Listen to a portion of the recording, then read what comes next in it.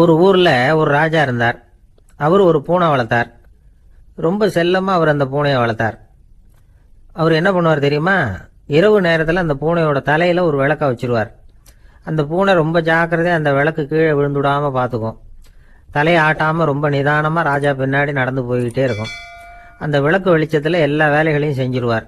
கையில் ஒரு விளக்கை தனியாக எடுத்துகிட்டு போக வேண்டிய அவசியமே இல்லை. விளக்கை தூக்கிட்டு போகிற வேலையை அந்த பூனை பார்த்துக்கும். அதனால் ராஜாவுக்கு அந்த பூனை மேலே ரொம்ப பிரியம். மந்திரிகளையெல்லாம் கூப்பிட்டு அவங்ககிட்ட சொல்லுவார், பார்த்தீங்களா இந்த பூனை எவ்வளவு விசுவாசமாக நடக்குது, என் பேரில் எவ்வளவு மரியாதை பார்த்தீங்களா அதுக்கு அப்படிம்பார். இதை கேட்டுவிட்டு அங்கிருந்த அமைச்சர்களில் ஒருத்தர் சொன்னார், மன்னா நீங்கள் சொல்கிறது சரிதான், இருந்தாலும் இந்த பூனையோட விசுவாசத்தை நாம் கொஞ்சம் சோதித்து பார்க்க வேண்டியிருக்கு அப்படின்னாராம். சரி, உங்கள் ஆசையை ஏன் கெடுக்கணும், நல்லா சோதிச்சு பாருங்க அப்படின்னு சொல்லிவிட்டார் ராஜா. உடனே அந்த அமைச்சர் என்ன பண்ணார் தெரியுமா? எங்கேயோ புறப்பட்டு போனார். ஒரு 5-6 எலிகளை பிடிச்சிட்டு வந்தார். அரண்மனையில் ராஜா ஏதோ வேலை பார்த்துக்கிட்டு இருக்கிறாரு. பக்கத்தில் அந்த பூனை ரொம்ப பணிவாக நின்றுக்கிட்டு இருக்குது. அது தலையில் விளக்கு எரிஞ்சிக்கிட்டு இருக்கு. அமைச்சர் தான் பிடிச்சிட்டு வந்த எலிகளை அந்த பூனை பார்வையில் படுறது மாதிரி எதிரில் விட்டார். அந்த எலிகள்லாம் அங்கேயும் இங்கேயும் ஓட ஆரம்பிச்சுது. அதை பார்த்தது பூனை, அவ்வளவுதான். தலையில் இருக்கிற விளக்கை பற்றியும் கவலைப்படலை, ராஜாவை பற்றியும் கவலைப்படலை. ஒரே பாய்ச்சலாக பாஞ்சு எலிகளை துரத்த ஆரம்பிச்சுட்டுது. தலையில் இருந்த விளக்கு எங்கேயோ போய் விழுந்தது, அணைஞ்சு போச்சு. இருட்டில் ராஜா தடுமாற ஆரம்பிச்சுட்டார். இந்த சமயத்தில் அந்த அமைச்சர் மறுபடியும் விளக்கை ஏற்றினார். வெளிச்சம் வந்தது. அதுக்கப்புறம் அந்த அமைச்சர் பேசினார், அரசே, பூனையோட விசுவாசத்தை பார்த்தீங்களா? எலி அது கண்ணில் படுற வரைக்கும் தான் விசுவாசமாக இருந்தது. அது மாதிரி எலியை பார்த்ததும் எல்லாத்தையும் விட்டுட்டு அதை துரத்த ஆரம்பிச்சுட்டு பார்த்தீங்களா? தான் அந்த பூனையை பற்றி நினச்சது தப்புங்கிறது அதுக்கப்புறம் தான் அந்த ராஜாவுக்கு புரிஞ்சுதான். சரி, இப்போ எதுக்கு இந்த கதையெல்லாம் அப்படிங்கிறீங்களா? இந்த பூனை மாதிரி தான் நம்ம மனசும். மனசை எவ்வளவு தான் பயிற்சி கொடுத்து பக்குவமாக வச்சுருந்தாலும் பார்க்கறதுக்கு பரமசாது மாதிரி தான் இருக்கும். பார்க்க வேண்டியதை பார்த்துட்டுதுன்னா பாஞ்சிரும். இந்த பூனை மாதிரி புலன் இன்ப பொருள்கள் கிட்டாத வரைக்கும் மனம் அடங்கி இருக்கிறது மாதிரி தான் தெரியும். கொஞ்சம் வாய்ப்பு கிடைச்சாலும் அது குதிக்க ஆரம்பிச்சிடும், தப்பு பண்ண ஆரம்பிச்சிடும். பெரிய பெரிய முனிவர்கள் வாழ்க்கையில் நடந்த வீழ்ச்சி இதை தான் நிரூபிக்குது. புலன்களின் ஆற்றல் அதிகம். அதனால மனக்கட்டுப்பாடு பயிற்சிகளில் ரொம்ப எச்சரிக்கையாக இருக்கணுங்கிறார் சுவாமி சிவானந்தர். மது பழக்கத்தையே விட்டுவிட்டேன்னு உறுதியாக இருப்பான். கடை கண்ணில் பட்டுவிட்டதுன்னா கால் அவனை கேட்காமலே இழுத்துக்கிட்டு உள்ளே போயிடும். இதுதான் மனசுங்கிறது. அதுதான் அந்த ராஜா வளர்த்த பூனை. நம்மால் ஒருத்தன் அந்த ராஜா பூனை தலையில் விளக்க வச்சது மாதிரி இவன் தன்னுடைய தலையிலேயே ஒரு விளக்கை ஏற்றி வச்சுக்கிட்டு என்னத்தையோ தேட ஆரம்பித்தான். தேடிக்கிட்டு இருக்கிறான். தலையை ஆட்டாமல் நிதானமாக நடந்து ரொம்ப நேரமாக தேடிட்டு இருக்கிறான். அந்த சமயம் அங்கே வந்த ஒருத்தர், என்னத்தை தேடுறீங்கன்னு கேட்டார். அதுதான் மறந்து போச்சு அப்படின்னு இழுத்தான். சரி, கொஞ்சம் இப்படி உட்காருங்க, ஞாபகம் வந்ததுன்னு தேட ஆரம்பிக்கலாம் அப்படின்னார் அவர். இவன் கொஞ்ச நேரம் உட்காந்து யோசித்தான். அப்புறம் திடீர்னு எழுந்திரிச்சான். ஞாபகம் வந்துட்டுதுன்னா. என்னன்னு கேட்டார். எங்கள் வீட்டில் இருந்த விளக்கை எங்கே வச்சேன்னு தெரியல, அதை தான் தேடிக்கிட்டு இருக்கிறேன், ஏற்றி வைக்கலாம்னு பார்க்குறேன் அப்படின்னா. எனக்கு இது மட்டும்தான் சார் தெரியும், இதை தவிர வேறு எதுவும் தெரியாது அப்படின்னு சொல்லிக்கிட்டே காலம் தள்ளுறவங்க ரொம்ப பேர். அவங்களெல்லாம் கஷ்டப்பட வேண்டியிருக்கும். ஒருத்தர் தன்னுடைய தொழிலில் ரொம்ப கெட்டிக்காரராக இருக்கலாம். அதுக்காக எப்பவும் அதே ஞாபகத்தில் இருந்துக்கிட்டு உலகியல் அறிவு இல்லாமல் இருந்துடக்கூடாது, அது ஆபத்து. இதுக்காக நம்ம தாத்தா பாட்டிலாம் ஒரு கதை சொல்லுவாங்களே, கேள்விப்பட்டிருக்கீங்களா? ஒரு சமயம் ஒரு 4 பேர் சேர்ந்து வெளியூருக்கு பிரயாணம் போனாங்களாம். அந்த 4 பேர் எப்படி தெரியுமா? ஒருத்தர் வேதாந்தி, இன்னொருத்தர் சங்கீத வித்வான், 3வது ஆள் வைத்தியர், 4வது ஆள் ஜோசியர். இவங்க 4 பேரும் நண்பர்கள். அதனால் சேர்ந்து புறப்பட்டாங்க. வழியில் ஒரு ஊரில் தங்கினாங்க. இருட்டி போச்சு. அதனால் இன்றைக்கி ராத்திரி இங்கேயே தங்கி இருந்துட்டு நாளைக்கு புறப்படலாம் அப்படின்னு தீர்மானம் பண்ணாங்க. சாப்பாட்டுக்கு என்ன பண்ணுறது? அங்கேயே கடத்தெருவுக்கு போய் சாமான்லாம் வாங்கியாந்து சமைச்சு சாப்பிட்லாம்னு முடிவு பண்ணாங்க. 4 பேர் இருக்கிறதுனால ஆளுக்கு ஒரு காரியமாக செய்யலாம் அப்படின்னு வேலையை பிரிச்சுக்கிட்டாங்க. வைத்தியர் கரிகாய் வாங்க போனார். வேதாந்தி எண்ணெய் வாங்க போனார். ஜோசியர் பலசரக்கு வாங்க போனார். சங்கீத வித்வானுக்கு சமைக்கிற வேலை. எல்லாம் சரி, ஆனால் நடந்தது என்ன தெரியுமா? கடைத்தெருவுக்கு காய்கறி வாங்க போனார்ல வைத்தியர், அங்கே போய் மார்க்கெட்டில் பார்த்தார். ஒவ்வொரு கரிகாயாக எடுத்து பார்த்தார். இது பித்தம், உடம்புக்கு ஒத்துக்காது, இது வாயு, உடம்புக்கு ஒத்துக்காது அப்படின்னு ஒவ்வொன்றா தள்ளினார். கடைசியில் ஒன்றுமே தேரல, வெறுங்கையோடு திரும்பி வந்துக்கிட்டு இருக்கிறார். எண்ணெய் வாங்க போனார் வேதாந்தி, அவர் ஒரு தொன்னையில் எண்ணெயை வாங்கினார். பேசாமல் அதை எடுத்துகிட்டு வர வேண்டியது தானே, முடியல. அவருடைய வேதாந்த மூளை சிந்திக்க ஆரம்பிச்சுட்டுது. இந்த தொன்னைக்கு எண்ணெய் ஆதாரமா அல்லது எண்ணெய்க்கு தொன்னை ஆதாரமா அப்படிங்கிற ஆராய்ச்சியில் இறங்கினார். என்னாச்சு தெரியுமா? அப்படி கவுத்து பார்த்தார். வாங்கின எண்ணெய் பூராவையும் வழியில் கொட்டிவிட்டு வெறும் தொன்னையோடு வந்து சேர்ந்தார். பலசரக்கு வாங்க போனார் ஜோசியர். அவர் ஒரு வழியில் பார்த்தாரு. வழியில் வந்தவங்களெல்லாம் அங்கங்கே ஒரு மரத்தடியில் உட்கார வச்சு அவங்களுக்கெல்லாம் ஆர்வம் சொல்ல ஆரம்பிச்சிட்டார். அப்படி ஒவ்வொருத்தராக சொல்லி முடிச்சுட்டு கடத்தருக்கு போய் சேர்ந்தார். இவர் அங்கே போய் சேர்றதுக்குள்ளே ரொம்ப நேரம் ஆகிட்டுது. கடையெல்லாம் பூட்டிவிட்டு போயிட்டாங்க. என்ன செய்கிறது? அவரும் வெறுங்கையோடு திரும்பி வந்து சேர்ந்தார். சரி, இவங்க கதை தான் இப்படி ஆச்சு. அங்கே சமைக்கிறதுக்காக உட்காந்துருந்தார் சங்கீத வித்வான். அவர் கதை என்னாச்சு தெரியுமா? அங்கே அவர் அடுப்பை பற்ற வச்சு ஒலையை கொதிக்க வச்சார். அதாவது ஒரு பானையில் தண்ணியை ஊற்றி அடுப்பில் வச்சார். அது கொதிக்க ஆரம்பிச்சிது. தண்ணி கொதிக்கிற சத்தம் இருக்குதுல்ல, அது இவருக்கு தாளம் போடுறது மாதிரி இருந்தது. ஒரே குஷி, பாட ஆரம்பிச்சிட்டார். பாடிக்கிட்டே உற்சாகமாக கையில் இருந்த கரண்டியால் அந்த பானையில் தட்டினார், தாளம் போடுறதா நினச்சிக்கிட்டு. அவ்வளவுதான், பானை பட்டுன்னு உடஞ்சி போச்சு. தலையில் கையை வச்சுக்கிட்டு அவரும் உட்காந்துட்டார். எந்த தொழில் தெரிஞ்சாலும் சரி, அதை புத்திசாலித்தனமாக பயன்படுத்த தெரியலன்னா ஆபத்து தான். அதுக்காக தான் இந்த கதை. ஒரு பஸ்ஸு டிரைவர் ரொம்ப கெட்டிக்காரர். பஸ்ஸை ரொம்ப திறமையாக ஆபத்து இல்லாமல் ஓட்டினதுக்காக பரிசுலாம் வாங்கினவர். அவரே ஒரு படகு ஓட்டுறதுக்காக அழைச்சிட்டு போயிருக்கிறாங்க, மோட்டார் படகு. அதையும் ரொம்ப திறமையாக தான் ஓட்டிகிட்டு போயிருக்கிறாரு. நடுக்கடலில் போனதும் படகு நின்று போச்சு. மோட்டாரில் ஏதோ கோளாறு. என்ன செய்யலாம் அப்படின்னு அந்த டிரைவரை கேட்டிருக்கிறாங்க படகுல இருந்தவங்கெல்லாம். அப்போ அவர் சொன்னாராம், கவலைப்படாதீங்க, ஒன்றும் பிரச்சனை இல்லை, எல்லோரும் கொஞ்சம் கீழே இறங்கி பின்னாடி தள்ளுங்க, மோட்டார் ஸ்டார்ட் ஆகிடும் அப்படின்னாராம். வாழ்க்கையில் சில சந்தர்ப்பங்களில் நாம் சில அவமானங்களை சந்தித்தே தீர வேண்டியிருக்கு. என்ன பண்ணுறது, காலம் அப்படி. அவமானப்படுறவங்க உடனே அடங்கி போய்டுறது தான் உலக வழக்கம். அவமானப்பட்டால் உடனே சீறி எழறவங்களும் உண்டு. ஆனால் அதையே ஒரு சவாலாக எடுத்துக்கிட்டு முன்னுக்கு வர்றவங்களும் சில பேர் இருக்கிறாங்க. அவங்க ரொம்ப அபூர்வம். இன்றைக்கி மனோதத்துவ நிபுணர்கள்லாம் என்ன சொல்கிறாங்க தெரியுமா? அவமானப்பட்டுட்டா உடனே அடங்கி போயிடக்கூடாதான். அதையே ஒரு சவாலாக எடுத்துக்கிட்டு மனசில் ஒரு வைராக்கியத்தோடு முயற்சி பண்ணினா வாழ்க்கையில் எல்லாரும் முன்னேறலாமா. அவமானங்கிறத நாம் வைராக்கியமாக மாற்றிக்கணும். அதுதான் வெற்றிக்கு வழி. ராமர் இந்த பூமியில் பிறந்ததே ஒரு வைராக்கியத்தினால தான் சார் அப்படின்னார் ஒருத்தர். எப்படிங்க அது அப்படின்னு கேட்டேன். அவர் சொன்னார், தசரதருக்கு ராமர் குழந்தையாக பிறக்கணும், அப்போ தான் இங்கே இருக்கிற கஷ்டங்கள்லாம் நீங்கும் அப்படின்னு சர்வ லோகமும் எதிர்பார்த்துக்கிட்டு இருக்குது. ஆனால் அவர் எப்போ பிறப்பார் அப்படின்னு யாருக்கும் தெரியல. அந்த காரியம் சீக்கிரம் நடக்கணுமே, அதுக்கு என்ன பண்ணுறது? நாரதர் வந்தார் ஒரு நாள் தசரதரை தேடி. தசரதா, உனக்கு ஒரு செய்தி தெரியுமான்னு ஆரம்பித்தார். அவர் எப்பவும் இப்படித்தானே ஆரம்பிக்கிறது வழக்கம். என்ன விஷயம்னு கேட்டார் தசரதர். தசரதா, நீ அடிக்கடி உன்னோட தேரில் ஏறிக்கிட்டு தேவலோகத்துக்கு போகிற, அங்கே போகிற வர்ற எல்லாம் பண்ணிகிட்ருக்க, எல்லாம் சரி. தேவலோகத்துலேயும் உன்னை நல்லபடியாக தான் வரவேற்கிறாங்க. தேவேந்திரன் உன்னை பிரியமாக அழைச்சிட்டு போய் தன்னுடைய அரியாசனத்திலேயே தனக்கு பக்கத்திலேயே உட்கார வைக்கிறான். நீயும் சந்தோஷமாக உட்காந்து பேசிவிட்டு வந்துடுற. ஆனால் நீ இங்கே வந்ததுக்கு அப்புறம் அங்கே என்ன நடக்குது தெரியுமா உனக்கு அப்படின்னாரான் நாரதர். என்ன நடக்குது எனக்கு ஒன்றும் தெரியலையே அப்படின்னாரான் தசரதர். நாரதர்கிட்ட கிட்டத்தில் கேட்டிருக்கார், கொஞ்சம் சொல்லுங்கள் என்னது அப்படின்னு. அவர் நெருங்கி வந்தாரான் நாரதரும். மெதுவாக அவர் காதோட காதாக சொன்னாராம். அதாவது நம்ம பாஷையில் சொல்லப்போனால் பற்ற வைக்கிறார். நீ அங்கே தேவேந்திரங்கிட்ட உட்காந்து பேசிவிட்டு வந்த பிறகு நீ அங்கே உட்காந்துருந்த அரியாசனத்தை தண்ணி ஊற்றி கழுவி சுத்தப்படுத்துகிறாங்க. நீ என்ன அந்த அளவுக்கு சுத்தம் இல்லாத ஆளா, தினம் குளிக்காமையாக இருக்கிற அப்படின்னாராம். தசரதருக்கு இது ரொம்ப அவமானமாக போயிட்டுது.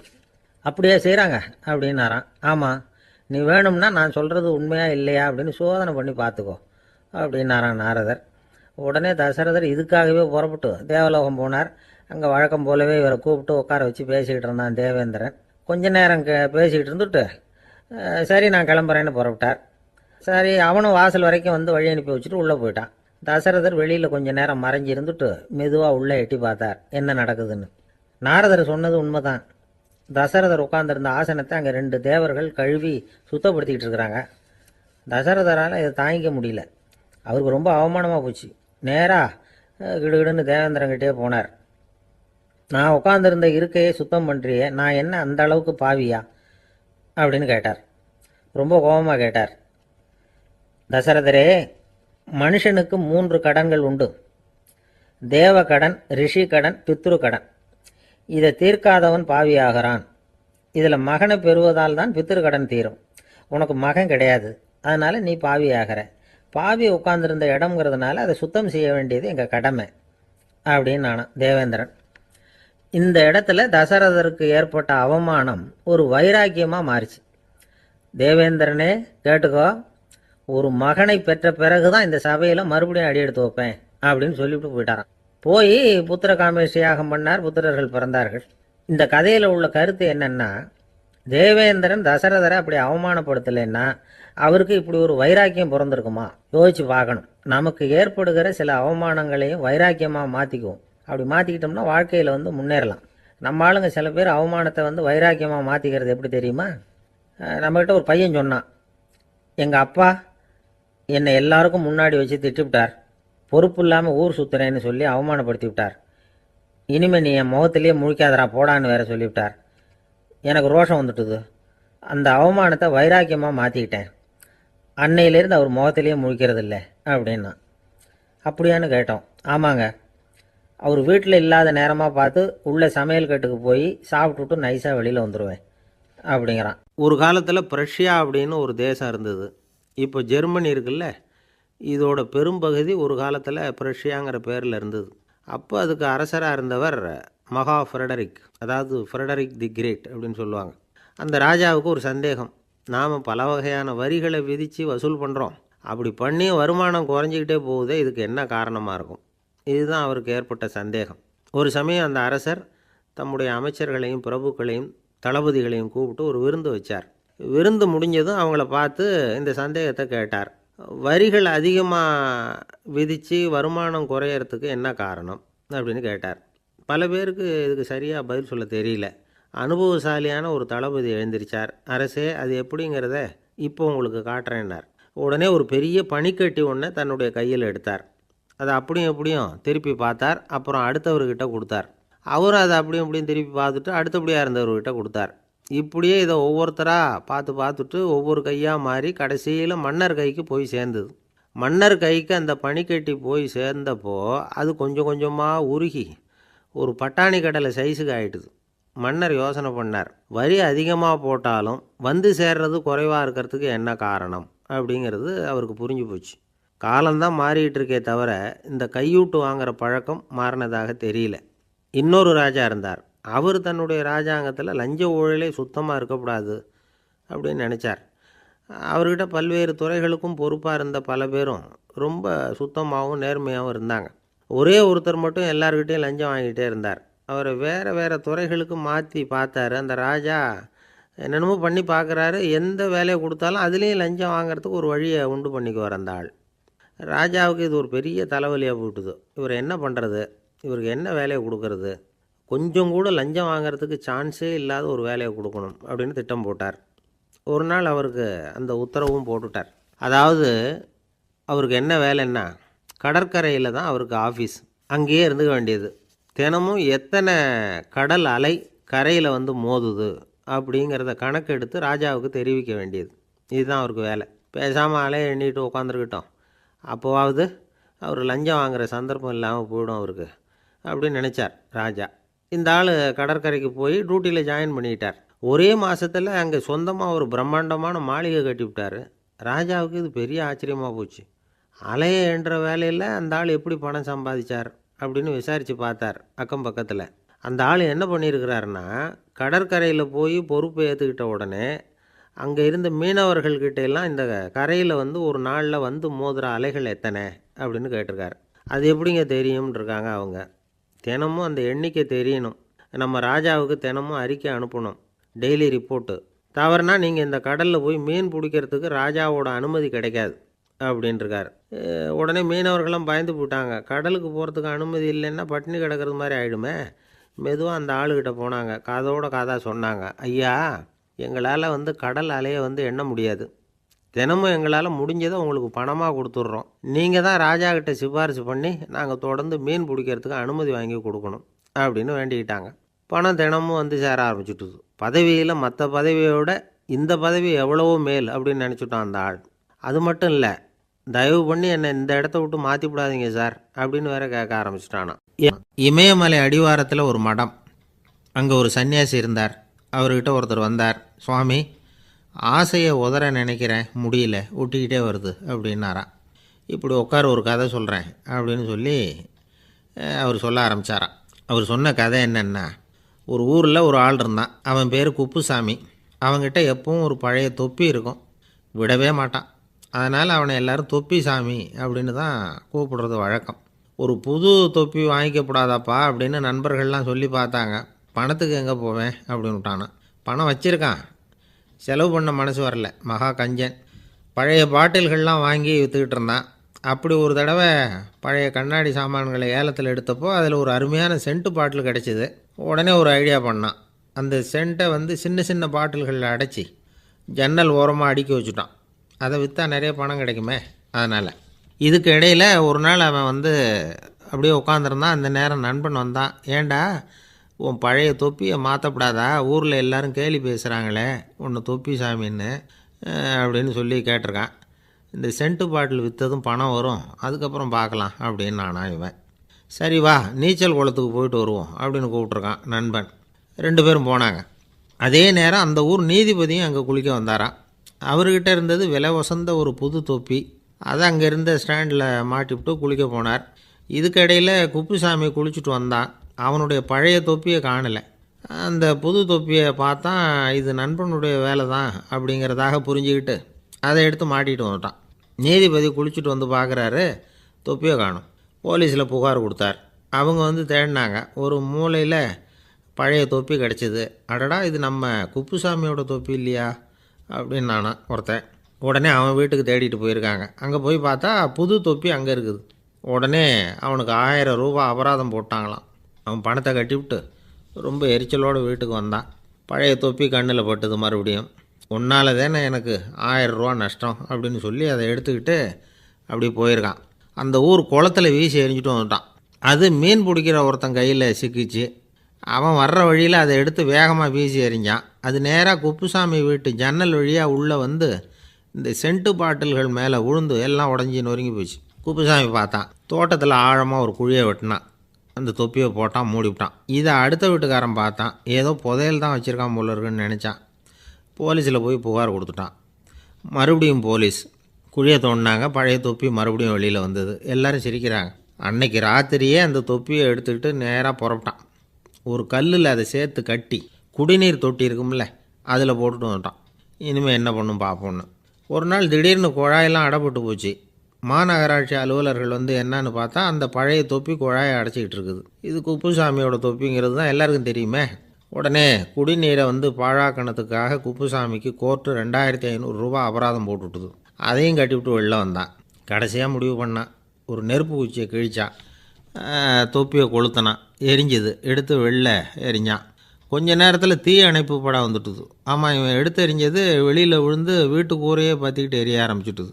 அவனோட பணத்தாசையும் அதோடு சேர்ந்து எரிஞ்சு போச்சான். இப்படி ஒரு கதை. இந்த கதையை சொல்லி முடித்தார் அந்த இமயமலை அடிவாரத்தில் இருந்த சன்னியாசி. இப்போ அந்த குப்புசாமி எங்கே இருக்கிறான்னு கேட்டார் எதிரில் இருந்தவர். இதோ உன் எதிரிலே இருக்கிறான், நான் தான் அந்த குப்புசாமி அப்படின்னாரான் அந்த சன்னியாசி. அந்த குப்புசாமிகிட்ட இருந்தது மாதிரி ஒரு பழைய தொப்பி நம்ம ஒவ்வொருத்தர்கிட்டையும் உண்டு. அதை எப்படி தொலைக்கிறதுன்னு தெரியாமல் தடுமாறிக்கிட்டு இருக்கிறோம். அது என்ன தொப்பிங்கிறீங்களா? அதுதான் நம்மை சூழ்ந்திருக்கிற மாயை அப்படிங்கிறார் சுவாமி சின்மயானந்தர். மெய்ஞானம் கிடைக்கிறப்போ மாயை எரிஞ்சு போகும் அப்படிங்கிறது அவருடைய கருத்து. நம்மால் ஒருத்தர் வேகமாக ஓடி வந்தார். காலில் மாட்டியிருந்த பழைய செருப்பு 2ஐயும் ஆவேசமாக தூக்கி ஒரு கிணத்துல போட்டுட்டு வெறுங்காலோடு நடந்து வந்துக்கிட்டு இருக்கிறார். ஏன் அப்படி பண்ணீங்க அப்படின்னு கேட்டோம். அந்த செருப்புக்கு சொந்தக்காரன் பின்னாடி வந்துக்கிட்டு இருக்கிறான், அதனால் அப்படி பண்ணேன் அப்படிங்கிறார் இவர். ஒரு ராஜா இருந்தார். நாடு பூராவும் நிறைய மரங்களை நட்டு வளர்க்கணுங்கிறது அவரோட ஆசை. தானே அதுக்கு முன்மாதிரியாக இருக்கணும்னு நினச்சார். அரண்மனையை சுற்றி மரங்களை நட்டு வளர்த்தார். இதை பார்த்துட்டு ஜனங்களும் அவங்கவுங்க வீட்டை சுற்றி மரக்கன்றுகளை நட்டு வளர்த்தாங்க. கொஞ்ச காலத்தில் ஊர் பூரா பசுமையாக மாறிச்சு. எல்லாருக்கும் சந்தோஷமாக இருந்தது. இது ஒரு பக்கம் இருக்கட்டும். இப்போ நான் சொல்ல போகிற கதை வேறு. அதாவது அந்த ராஜா ஒரு நாள் தன்னுடைய அரண்மனையை சுற்றி இருக்கிற விதவிதமான மரங்களை எல்லாம் போய் பார்த்தார். எப்படி இருக்கிறீங்க அப்படின்னு ஒவ்வொரு மரத்துக்கிட்டையும் விசாரிச்சாராம். எந்த மரமும் சந்தோஷமாக இருக்கிறதா தெரியல. அது அதுக்கும் மனசில் ஒரு குறை. முதல்ல ஆலமரத்துக்கிட்ட போனார். அது சொல்லிச்சு, மண்ணா, நான் நல்லா பெருசாக வளர்ந்துருக்கிறேன், அடர்த்தியாக இருக்கிறேன், கிளையெல்லாம் 4 பக்கமும் நல்லா படர்ந்து தான் இருக்குது. இருந்தாலும் எந்த பிரயோஜனமும் இருக்கிறதா தெரியல எனக்கு. என்னுடைய பழம்லாம் ரொம்ப சின்னதாக இருக்குது, என் கண்ணுக்கு சரியாக புறப்பட மாட்டேங்குது. நான் இருக்கிற சைஸுக்கு என்னுடைய கிளையில் இருக்கிற பழம்லாம் எவ்வளோ பெருசாக இருக்கணும். அது இத்தினூண்டு இருக்கிறது எனக்கு பெரிய அவமானமாக இருக்குது. இப்படி இங்கே நின்றுக்கிட்டு இருக்கிறதே ரொம்ப கூச்சமாக இருக்குது. ஒரு நல்ல புயல் வந்ததுன்னா பேசாமல் சாஞ்சு விடலாமான்னு பார்க்குறேன் அப்படின்னு புலம்புது ஆலமரம். சரி இருக்கட்டும்னு நினச்சிக்கிட்டு ராஜா அடுத்தபடியாக ஒரு அத்தி மரத்துக்கிட்ட போனார். அதுவும் புலம்ப ஆரம்பிச்சிட்டுது. நான் கூட பெரிய மரம் தான், இல்லை இலையெல்லாம் அழகாக தான் இருக்குது, பழம் அழகாக இருக்குது, இருந்தாலும் உள்ள விஷயம் இல்லையே. அத்தி பழத்தை புட்டு பார்த்தா அத்தனையும் சொத்தை அப்படின்னு பழமொழியே உண்டாயிட்டுதே. இப்படி ஒரு கெட்ட பேரோட நான் இருக்கணுமா அப்படின்னு புலம்புது அது. சரி இது இருக்கட்டும் அப்படின்னு சொல்லி அடுத்தபடியாக வேப்ப மரத்துக்கிட்ட போனார். அது தன்னுடைய வேதனையை வெளியிட்டது. எனக்கு எவ்வளவோ மருத்துவ குணங்கள்லாம் இருக்கிறதா சொல்லிக்கிறாங்க, இருந்தாலும் என்ன பிரயோஜனம், என்னுடைய பழத்தை மனிதர்கள் யாரும் விரும்பி சாப்பிட்றது இல்லையே அப்படின்னுது. ராஜா அடுத்தாப்புல இருந்து ஒரு பனை மரத்துக்கிட்ட போனார். நான் நல்லா உயரமாக தான் வளர்ந்துருக்கிறேன், மற்ற மரங்கள்லாம் என்னை வந்து அண்ணாந்து தான் பார்க்கணும், இருந்தாலும் என்கிட்ட நிழலுக்காக யாரும் வந்து ஒதுங்கிறது இல்லையே அப்படின்னுது. என்ன இது எல்லா மரமும் இப்படி திருப்தி இல்லாமல் இருந்துகிட்டு இருக்குதே அப்படின்னு நினச்சிக்கிட்டே ராஜா அடுத்தபடியாக அங்கே இருந்த ஒரு பைன் மரத்துக்கிட்ட போனார். அழகாக உயரமாக பசுமையாக தான் இருந்தது, ஆனால் பழமோ பூவோ கிடையாது. அதை நினச்சா அது வருத்தப்பட்டுக்கிட்டு இருக்குது. ஓக் மரம் அது ஒன்று நின்றுட்டு இருந்தது. அது என்ன சொல்லிச்சுன்னா, இலையுதிர் காலத்தில் என் மேலே இருக்கிற எல்லா இலைகளும் உதிர்ந்து போடுது, முடி கொட்டின மனிதர்கள் மாதிரி மொட்டையாக நான் நிற்க வேண்டி இருக்குது, என்ன வாழ்க்கை இது அப்படின்னு சொல்லி அழுத்துக்கிட்டது. சரி புளிய மரம் என்ன சொல்லுது பார்ப்போம்னு அதுகிட்ட போனால், என்னுடைய நிழலில் யாருமே தங்க மாட்டாங்க, உடம்புக்கு சூடுன்னு ஒதுங்கி போயிடுவாங்க, அடிமரத்தை பார்த்தீங்கன்னா பட்டையெல்லாம் உறிஞ்சி பார்க்கறதுக்கே கேவலமாக இருப்பேன் அப்படின்னுது அது. முருங்கை மரம் என்ன சொல்லிச்சு தெரியுமா, என்னுடைய இலை காயெல்லாம் சாப்பிட்றவங்களுக்கு சத்து கொடுக்கறது வாசம் தான், ஆனால் என் உடம்புல சத்தே கிடையாது, கொஞ்சம் வேகமாக காற்று அடிச்சதுன்னா முறிஞ்சி விழுந்துடுறேன், என்ன வாழ்க்கை இது அப்படின்னு சொல்லி அது வருத்தப்பட்டது. ராஜா யோசனை பண்ணார், என்ன இது மரங்கள் வந்து பூமியின் வரங்கள்னு சொல்கிறோம், மழை பெய்யறதுக்கு அதுதான் காரணம், பூமி செழிப்பாக இருக்கிறதுக்கும் அதுதான் காரணம், வீடு கட்டுறதுக்கு மரம், நாற்காலி செய்ய உபயோகப்படுத்துறதுக்கும் அதுதான் உபயோகப்படுது, மனுஷனுக்கு வேண்டிய ஆகாரங்களையும் கொடுக்குது, இப்படியெல்லாம் இருந்தும் எல்லா மரமும் நிம்மதி இல்லாமல் இருந்துகிட்டு இருக்குதே அப்படின்னு நினைச்சார். அப்போ அங்கே இருந்த ஒரு மகிழ மரம் அவர் கண்ணில் பட்டுது. அந்த மரம் மட்டும் கொஞ்சம் நிம்மதியாக மகிழ்ச்சியாக இருக்கிறது மாதிரி தெரிஞ்சுது. உடனே ராஜா அதுகிட்ட போனார். உனக்கு மனசில் எதுவும் குறை இல்லையான்னு கேட்டார். இல்லை நான் சந்தோஷமாக தான் இருக்கேன்னு அந்த மகிழ மரம். அப்படியான்னு ஆச்சரியமாக கேட்டார் ராஜா. ஆமாம் மன்னா, இந்த இடத்துல நீங்கள் ஒரு முருங்கை மரத்தையோ வேப்ப மரத்தையோ கூட நட்டிருக்கலாம், ஆனால் இந்த இடத்துல நடுறதுக்கு என்ன தேர்ந்தெடுத்திருக்கிறீங்க, அதுவே எனக்கு பெருமை, அதுவே எனக்கு திருப்தி அப்படின்னு தான் மகிழ மரம். மகிழ மரம் சாதாரணமாக தான் இருக்கும், இளம் மஞ்சள் நிறத்தில் பூக்கள், அது காய்ந்தும் மனம் வீசும். மகிழ மரம் மாதிரி மன திருப்தியோடு வாழறதுக்கு நாம் கற்றுக்கணுமா. நாம் இந்த உலகத்தில் ஒரு நாயாவோ நரியாவோ கூட பிறந்திருக்கலாம், மனுஷனாக பிறந்திருக்கிறோம், அதுவே பெருமை தானே. இந்த நிறைவு தான் மகிழ்ச்சியின் ரகசியம். ஒரு பையன் அப்பா கிட்ட போய், அப்பா நீங்கள் இந்த உலகத்தில் ஒரு மனுஷனாக பிறந்தது என்னோட அதிர்ஷ்டம் நானா. ஏண்டா அப்படி சொல்கிறேன்னு இருக்கார் அப்பா. நீங்கள் ஒரு கரடியாக பிறந்திருந்தா இந்நேரம் நானும் ஒரு கரடி குட்டியாக தானே இருந்திருப்பேன் அப்படின்னு நானா பையன். காசியில் இருக்கிற கடவுள் காசி விஸ்வநாதர், அங்கே இருக்கிற தேவி காசி விசாலாட்சி. இவங்க 2 பேரும் ஒரு நாள் பேசிக்கிட்டு இருந்தப்போ கடவுள் சொன்னார், இந்த மனிதர்களை நாம் ரொம்பவும் நம்பிக்கையோடு தான் படைச்சிருக்கிறோம், இருந்தாலும் அவங்களுக்கு தான் நம்பிக்கை இல்லை, எதுலேயும் ஒரு உண்மையான நம்பிக்கை இல்லாமல் வாழ்ந்துக்கிட்டு இருக்கிறாங்க அப்படின்னார். என்ன அப்படி சொல்கிறீங்க, அதை பாருங்கள், எவ்வளவு பேர் காசியை தேடிட்டு வந்து கங்கையில் குளிச்சுக்கிட்டு இருக்கிறாங்க, அவங்களெலாம் நம்பிக்கை இல்லைன்னா இவ்வளவு தூரம் தேடிட்டு வந்து இங்கே குளிப்பாங்களா அப்படின்னு நாங்கள் தேவி. சரி அதை சோதித்து பார்க்கலாம் அப்படின்னு 2 பேரும் முடிவு பண்ணிக்கிட்டாங்க. உடனே ஒரு திட்டம் போட்டாங்க. அது எப்படின்னா, நாம் 2 பேருமே பக்தர்கள் மாதிரி உருவத்தை மாற்றிக்கிட்டு கங்கை கரைக்கு போக வேண்டியது. நான் வந்து கங்கையில் இறங்கி குளிக்கிறேன், கொஞ்ச நேரத்தில் சுழலில் மாட்டிக்கிட்டது மாதிரி நடிக்கிறேன், நீ உடனே கரையிலிருந்து சத்தம் போடும், என்னோடய வீட்டுக்காரரை யாராவது காப்பாற்றுங்களேன் காப்பாற்றுங்களேன்னு சத்தம் போடும்.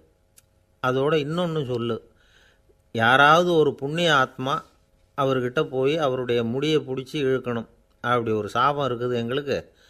புண்ணிய ஆத்மா, அதாவது எந்த பாவமும் செய்யாத இல்லாத ஒருத்தர் தான் அவரை காப்பாற்ற முடியும் அப்படிப்பட்டவங்க யாராவது வெள்ளத்தில் குதிச்சு என்னுடைய கணவரை காப்பாற்றுங்கோ அப்படின்னு நீ சத்தம் போடு, கூச்சல் போடு, என்ன நடக்குதுன்னு பார்க்கலாம் அப்படின்னார் கடவுள். சரின்னு சொல்லி 2 பேருமா சாதாரண பக்தர்கள் மாதிரி கங்கை கரைக்கு வந்து சேர்ந்தாங்க. அவர் இறங்கி குளித்தார். திட்டம் போட்டது மாதிரியே சுழலில் மாட்டிக்கிட்டது மாதிரி கத்துனார். கரையில் இருந்த அந்த அம்மா, ஐயோ என் கணவரை காப்பாற்றுங்களேன், யாராவது காப்பாற்றுங்களேன்னு கத்துனாங்க. பல பேர் ஓடி வந்தாங்க. உடனே இவங்க, பாவம் இல்லாத புண்ணிய ஆத்மா ஒருத்தரால் தான் என்னுடைய கணவர் காப்பாற்றப்படணுங்கிறது விதி, அப்படி ஒரு சாபம் இருக்குது, அதனால் புண்ணிய ஆத்மா யாராவது அவர்கிட்ட போய் அவர் முடியை பிடிச்சி தூக்குனா அவரை காப்பாற்றி போடலாம் அப்படின்னாங்க. இவங்க இப்படி சொன்னதும் எல்லாரும் திகைச்சு போய் நின்றுட்டாங்க. ஒவ்வொருத்தருக்கும் அவங்க செஞ்ச பாவம்லாம் ஒவ்வொன்றா ஞாபகத்துக்கு வர ஆரம்பிச்சுட்டுது. சரி, இதுக்கு நாம லாயக்கு இல்லை அப்படின்னு சொல்லி ஒதுங்கி போக ஆரம்பிச்சிட்டாங்க எல்லாம். இந்த சமயத்தில் யாரோ ஒருத்தர் வேகமாக ஓடி வந்தார். ஆற்றுல குதிச்சார். அவர்கிட்ட போனார், முடியை பிடிச்சார், தூக்குனார், அவரை காப்பாற்றி கரைக்கு கொண்டுட்டு வந்துட்டார். அப்படி காப்பாற்றின அந்த ஆளை இவங்க 2 பேரும் தனியாக கூப்பிட்டுக்கிட்டு ஒரு மண்டபத்துக்கு வந்துட்டாங்க. வந்து விசாரிக்கிறாங்க. நீ யாரப்பா அப்படின்னு கேட்குறாங்க. ஏதும் தெரியாத மாதிரி. நான் இந்த ஊர் அன்ன சத்திரத்தில் வேலை செய்கிற ஒரு சமையல்காரன் அப்படிங்கிறார். நீ வந்து கங்கையில் குளிக்கிறது உண்டான்னு கேட்டிருக்காங்க. நான் இந்த ஊர்லேயே தான் இருக்கிறேன், இருந்தாலும் தினமும் கங்கையில் குளிக்கிறதில்ல, எப்போவாவது ஒரு நாள் அங்கே குளிப்பேன் அப்படின்னார். கங்கையில் மூழ்கி எழுந்திரிச்சா பாவம்லாம் தொலையும்னு சொல்கிறாங்க. அப்படி இருக்கிறப்போ அங்கே இன்றைக்கி கங்கையில் குளிச்சுக்கிட்டு இருக்கிறவங்கெல்லாம் தங்களை வந்து புண்ணிய ஆத்மாவா நினைக்கல. கங்கையில் குளிக்காத நீ உன்னை வந்து புண்ணிய ஆத்மாவா நினச்சி என்னை காப்பாற்ற வந்திருக்கிற, அது எப்படி அப்படின்னு கேட்டார். அதுக்கு அந்த ஆள் சொல்கிறான், கங்கையில் குதித்ததுக்கு அப்புறம் தானே உங்களை காப்பாற்ற போகிறோம், அப்படி குதிக்கும் பொழுது என்னுடைய பாவம்லாம் போயிருக்கும்ல, நான் புண்ணிய ஆத்மாவாக ஆயிருப்பேனே, அதனால தான் துணிஞ்சு வந்து உங்களை காப்பாற்றினேன் அப்படின்னா. கடவுளும் தேவியும் அவனுக்கு வந்து காட்சி கொடுத்தாங்களாம். இப்படி ஒரு கதை உண்டு. அதாவது கங்கையில் குளிச்சுக்கிட்டு இருக்கிறவங்களுக்கே தங்களுடைய பாவம் போகுங்கிற நம்பிக்கை பரிபூர்ணமாக இல்லை. குளிக்காத ஒருத்தனுக்கு அந்த நம்பிக்கை இருந்தது. அதனால் அவனால் கடவுளை பார்க்க முடிஞ்சது. கடவுளை வந்து நாமளும் பார்க்க முடியுமா முடியாதா அப்படிங்கிற குழப்பம்லாம் நமக்கு வேண்டியதில்லை. நம்பிக்கையோடு வாழணுங்கிற உண்மையை மட்டும் இந்த கதையிலேருந்து புரிஞ்சுக்கிட்டால் போதும். ஏன்னா இந்த கதையை கேட்டுட்டு ஒரு நண்பன் குதர்க்கமாக ஒரு கேள்வி கேட்டான். ஏன் சார், கங்கையில் குளித்தா பாவம் போயிடும்னு சொல்கிறீங்களே, நான் எனக்கு வேண்டாத ஒருத்தனை அழைச்சிட்டு போய் கங்கையிலேயே தள்ளி விட்டுட்டு அதுக்கப்புறம் அங்கேயே முழுக்க போட்டுட்டு நான் செஞ்ச பாவத்தை வந்து அதுலேயே கழுவி விட்டுட்டு மறுபடியும் உங்ககிட்ட வந்துடுறேன்னு வச்சுக்கோங்க, நீங்கள் என்னை வந்து புண்ணிய ஆத்மான்னு ஏற்றுக்குவீங்களா அப்படிங்கிறான். ஆள் கொஞ்சம் ஆசைந்தான், நம்மளே அங்கே அழைச்சிட்டு போனாலும் போயிடுவான். ஒரு கடைக்கு போனேன், 5 ரூபா பணத்தை எடுத்து கொடுத்தேன். ஒரு தினசரி பத்திரிகையை கேட்டேன். அவர் உடனே அங்கே அடுக்கி வச்சிருந்த பத்திரிகையில் ஒன்று எடுத்து என் கையில் கொடுத்தார். வாங்கிக்கிட்டேன். மீதி பணத்தை எடுத்தார். அதையும் என் கையில் கொடுக்கணும்ல, கொடுக்கல. எதிரில் இருந்த பலகையில் வச்சு எடுத்துக்க சொன்னார். எப்பவும் அவர் அப்படி தான் பண்ணுவார். நானும் எடுத்துக்கிட்டு வந்துடுவேன். இவர் ஏன் இப்படி பண்ணுறாருங்கிறது எனக்கு ரொம்ப நாளாக ஒரு சந்தேகம். ஒரு நாள் அவர்கிட்டயே இதை கேட்டுவிட்டேன். ஏங்க, நீங்கள் உங்கள் கடைக்கு வந்து பொருள்கள் வாங்குறவங்களுக்கு நீங்கள் பாக்கி சில்லறையை கொடுக்குறப்போ பலகையில் வச்சு விட்றீங்க, கையில் கொடுக்க மாட்டேங்கிறீங்களே, ஏன் அப்படின்னு கேட்டேன். காசை கையில் கொடுத்தா நம்மக்கிட்ட இருக்கிற லட்சுமி போயிடுவா சார் அப்படின்னார். அதாவது பணம் செலவாயிடும் அப்படின்னு அர்த்தமா. இன்னொரு நண்பர், அவர் ஒரு நாள் வழக்கத்துக்கு மாறா ரொம்ப சோகமாக உட்காந்துருக்கிறார். ஏங்க என்னாச்சு, ஏன் இப்படி கப்பலே கவிழ்ந்தது மாதிரி உட்காந்துருக்குறீங்க அப்படின்னு கேட்டேன். கப்பலே கவிழ்ந்திருந்தா கூட நான் இப்படி கவலைப்பட மாட்டேன் சார், வேற ஒன்று நடந்து போச்சுன்னார். என்னன்னு கேட்டேன். என் உச்சந்தலையில் பள்ளி ஒன்று விழுந்துட்டுதுன்னார். அதுக்காகவா இப்படி அப்படின்னு ஆச்சரியப்பட்டேன். ஆமாங்க, பள்ளி உச்சந்தலையில் விழுந்தா பலன் என்னன்னு பஞ்சாங்கத்தில் பார்த்தேன், மரணம்னு போட்டிருக்கு அப்படின்னு சொல்லிவிட்டு அவர் தொடர்ந்து கவலைப்பட ஆரம்பிச்சிட்டார். இப்படியும் ஒருத்தர், என் கூட வேலை பார்க்குற ஒருத்தர் எப்படி தெரியுமா, தினமும் வலது காலை வச்சு தான் ஆஃபீஸுக்கு உள்ளே நுழைவார். என்னைக்காவது தவறுதலாக இடது காலை வச்சு உள்ளே வந்துட்டார்னா அன்னைக்கு பூரா மனசு சங்கடப்படுவார். எந்த வேலையும் சரியாக ஓடாது. கேரம் போர்டு ஆடுற ஒருத்தர் எப்போ ஆட உட்காந்தாலும் ஸ்ட்ரைக்கரை கை தவறி கீழே விழுற மாதிரி பண்ணி அதுக்கப்புறம் அதை எடுத்துக்கிட்டு ஆட உட்காருவார். ஏன்னா எப்போவோ ஒரு தடவை நிஜமாவே அது வந்து கை தவறி கீழே விழுந்திருக்குது. அன்னைக்கு பிரமாதமாக ஜெயிச்சுட்டார். உடனே ஒரு முடிவுக்கு வந்துட்டார், கை தவறுனா லாபம் அப்படின்னு. அதுக்கப்புறம் அதையே பழக்கமாக்கிக்கிட்டார். பூனை குறுக்க போனால் சகனம் சரியில்லைன்னு நினைக்கிறவங்க உண்டு. ஆனால் ஒருத்தர் எப்படி தெரியுமா, அவர் வெளியில் கிளம்புற சமயம் பக்கத்து வீட்டு ரேடியோவில் மியாவ் மியாவ் பூனைக்குட்டின்னு பாட்டு சத்தம் கேட்டால் கூட போதும், சகனம் சரியில்லைன்னு பிரயாணத்தை கேன்சல் பண்ணிவிடுவார். இப்போ இவ்வளவும் எதுக்கு சொல்கிறோம்னா, அளவுக்கு மீறின சகுன நம்பிக்கைகள் இருக்கு பாருங்க, இதோட பயமும் சேர்ந்துக்கிட்டதுன்னு வச்சுக்கோங்க, இது ஒருத்தருடைய மனநிலையை பாதிச்சிடும். இது உளவியல் நிபுணர்கள் சொல்கிற கருத்து. வாழ்க்கையே தடுமாற வச்சிரும். பாதுகாப்பு இல்லாத உணர்வு, ஒரு விதமான டிப்ரெஷன் மனநிலை, இதெல்லாம் தான் இதுக்கு காரணமாக அமையலாம். சில பேர் காய்கறி நறுக்க கத்தியை கையில் எடுத்தால் கூட நேரம் சரியாக இருக்கா அப்படின்னு பார்த்துட்டு தான் வேலையை ஆரம்பிக்கிறது வழக்கம். அறிவு தான் மனசுக்கு வாத்தியாராக இருக்கணும், அப்போ தான் வாழ்க்கை நிம்மதியாக இருக்கும். அறிவு மனசு சொல்கிறபடியெல்லாம் கேட்க ஆரம்பிச்சுட்டுதுன்னா இடைஞ்சல் தான். ஒருத்தருக்கு 7ஆம் நம்பர் தான் ராசியான நம்பரான், 7ஆம் தேதி தான் எந்த காரியத்தையும் ஆரம்பிப்பாராம். 7 எழுத்து வர்றது மாதிரி பேரை மாற்றி வச்சுக்கிட்டார். 7 மணிக்கு தான் தினமும் எழுந்திருப்பார். 7ஆம் நம்பர் வீட்டில் தான் குடியிருக்கார். கல்யாணம் கூட 7ஆம் தேதி தான் பண்ணிக்கிட்டார். அவர் ஒரு நாள் குதிரை பந்தயத்துக்கு போனாராம். குதிரையோட பேரையெல்லாம் பார்த்தார். ஒரு குதிரையோட பேர் 7 எழுத்தில் அமைஞ்சிருந்தது.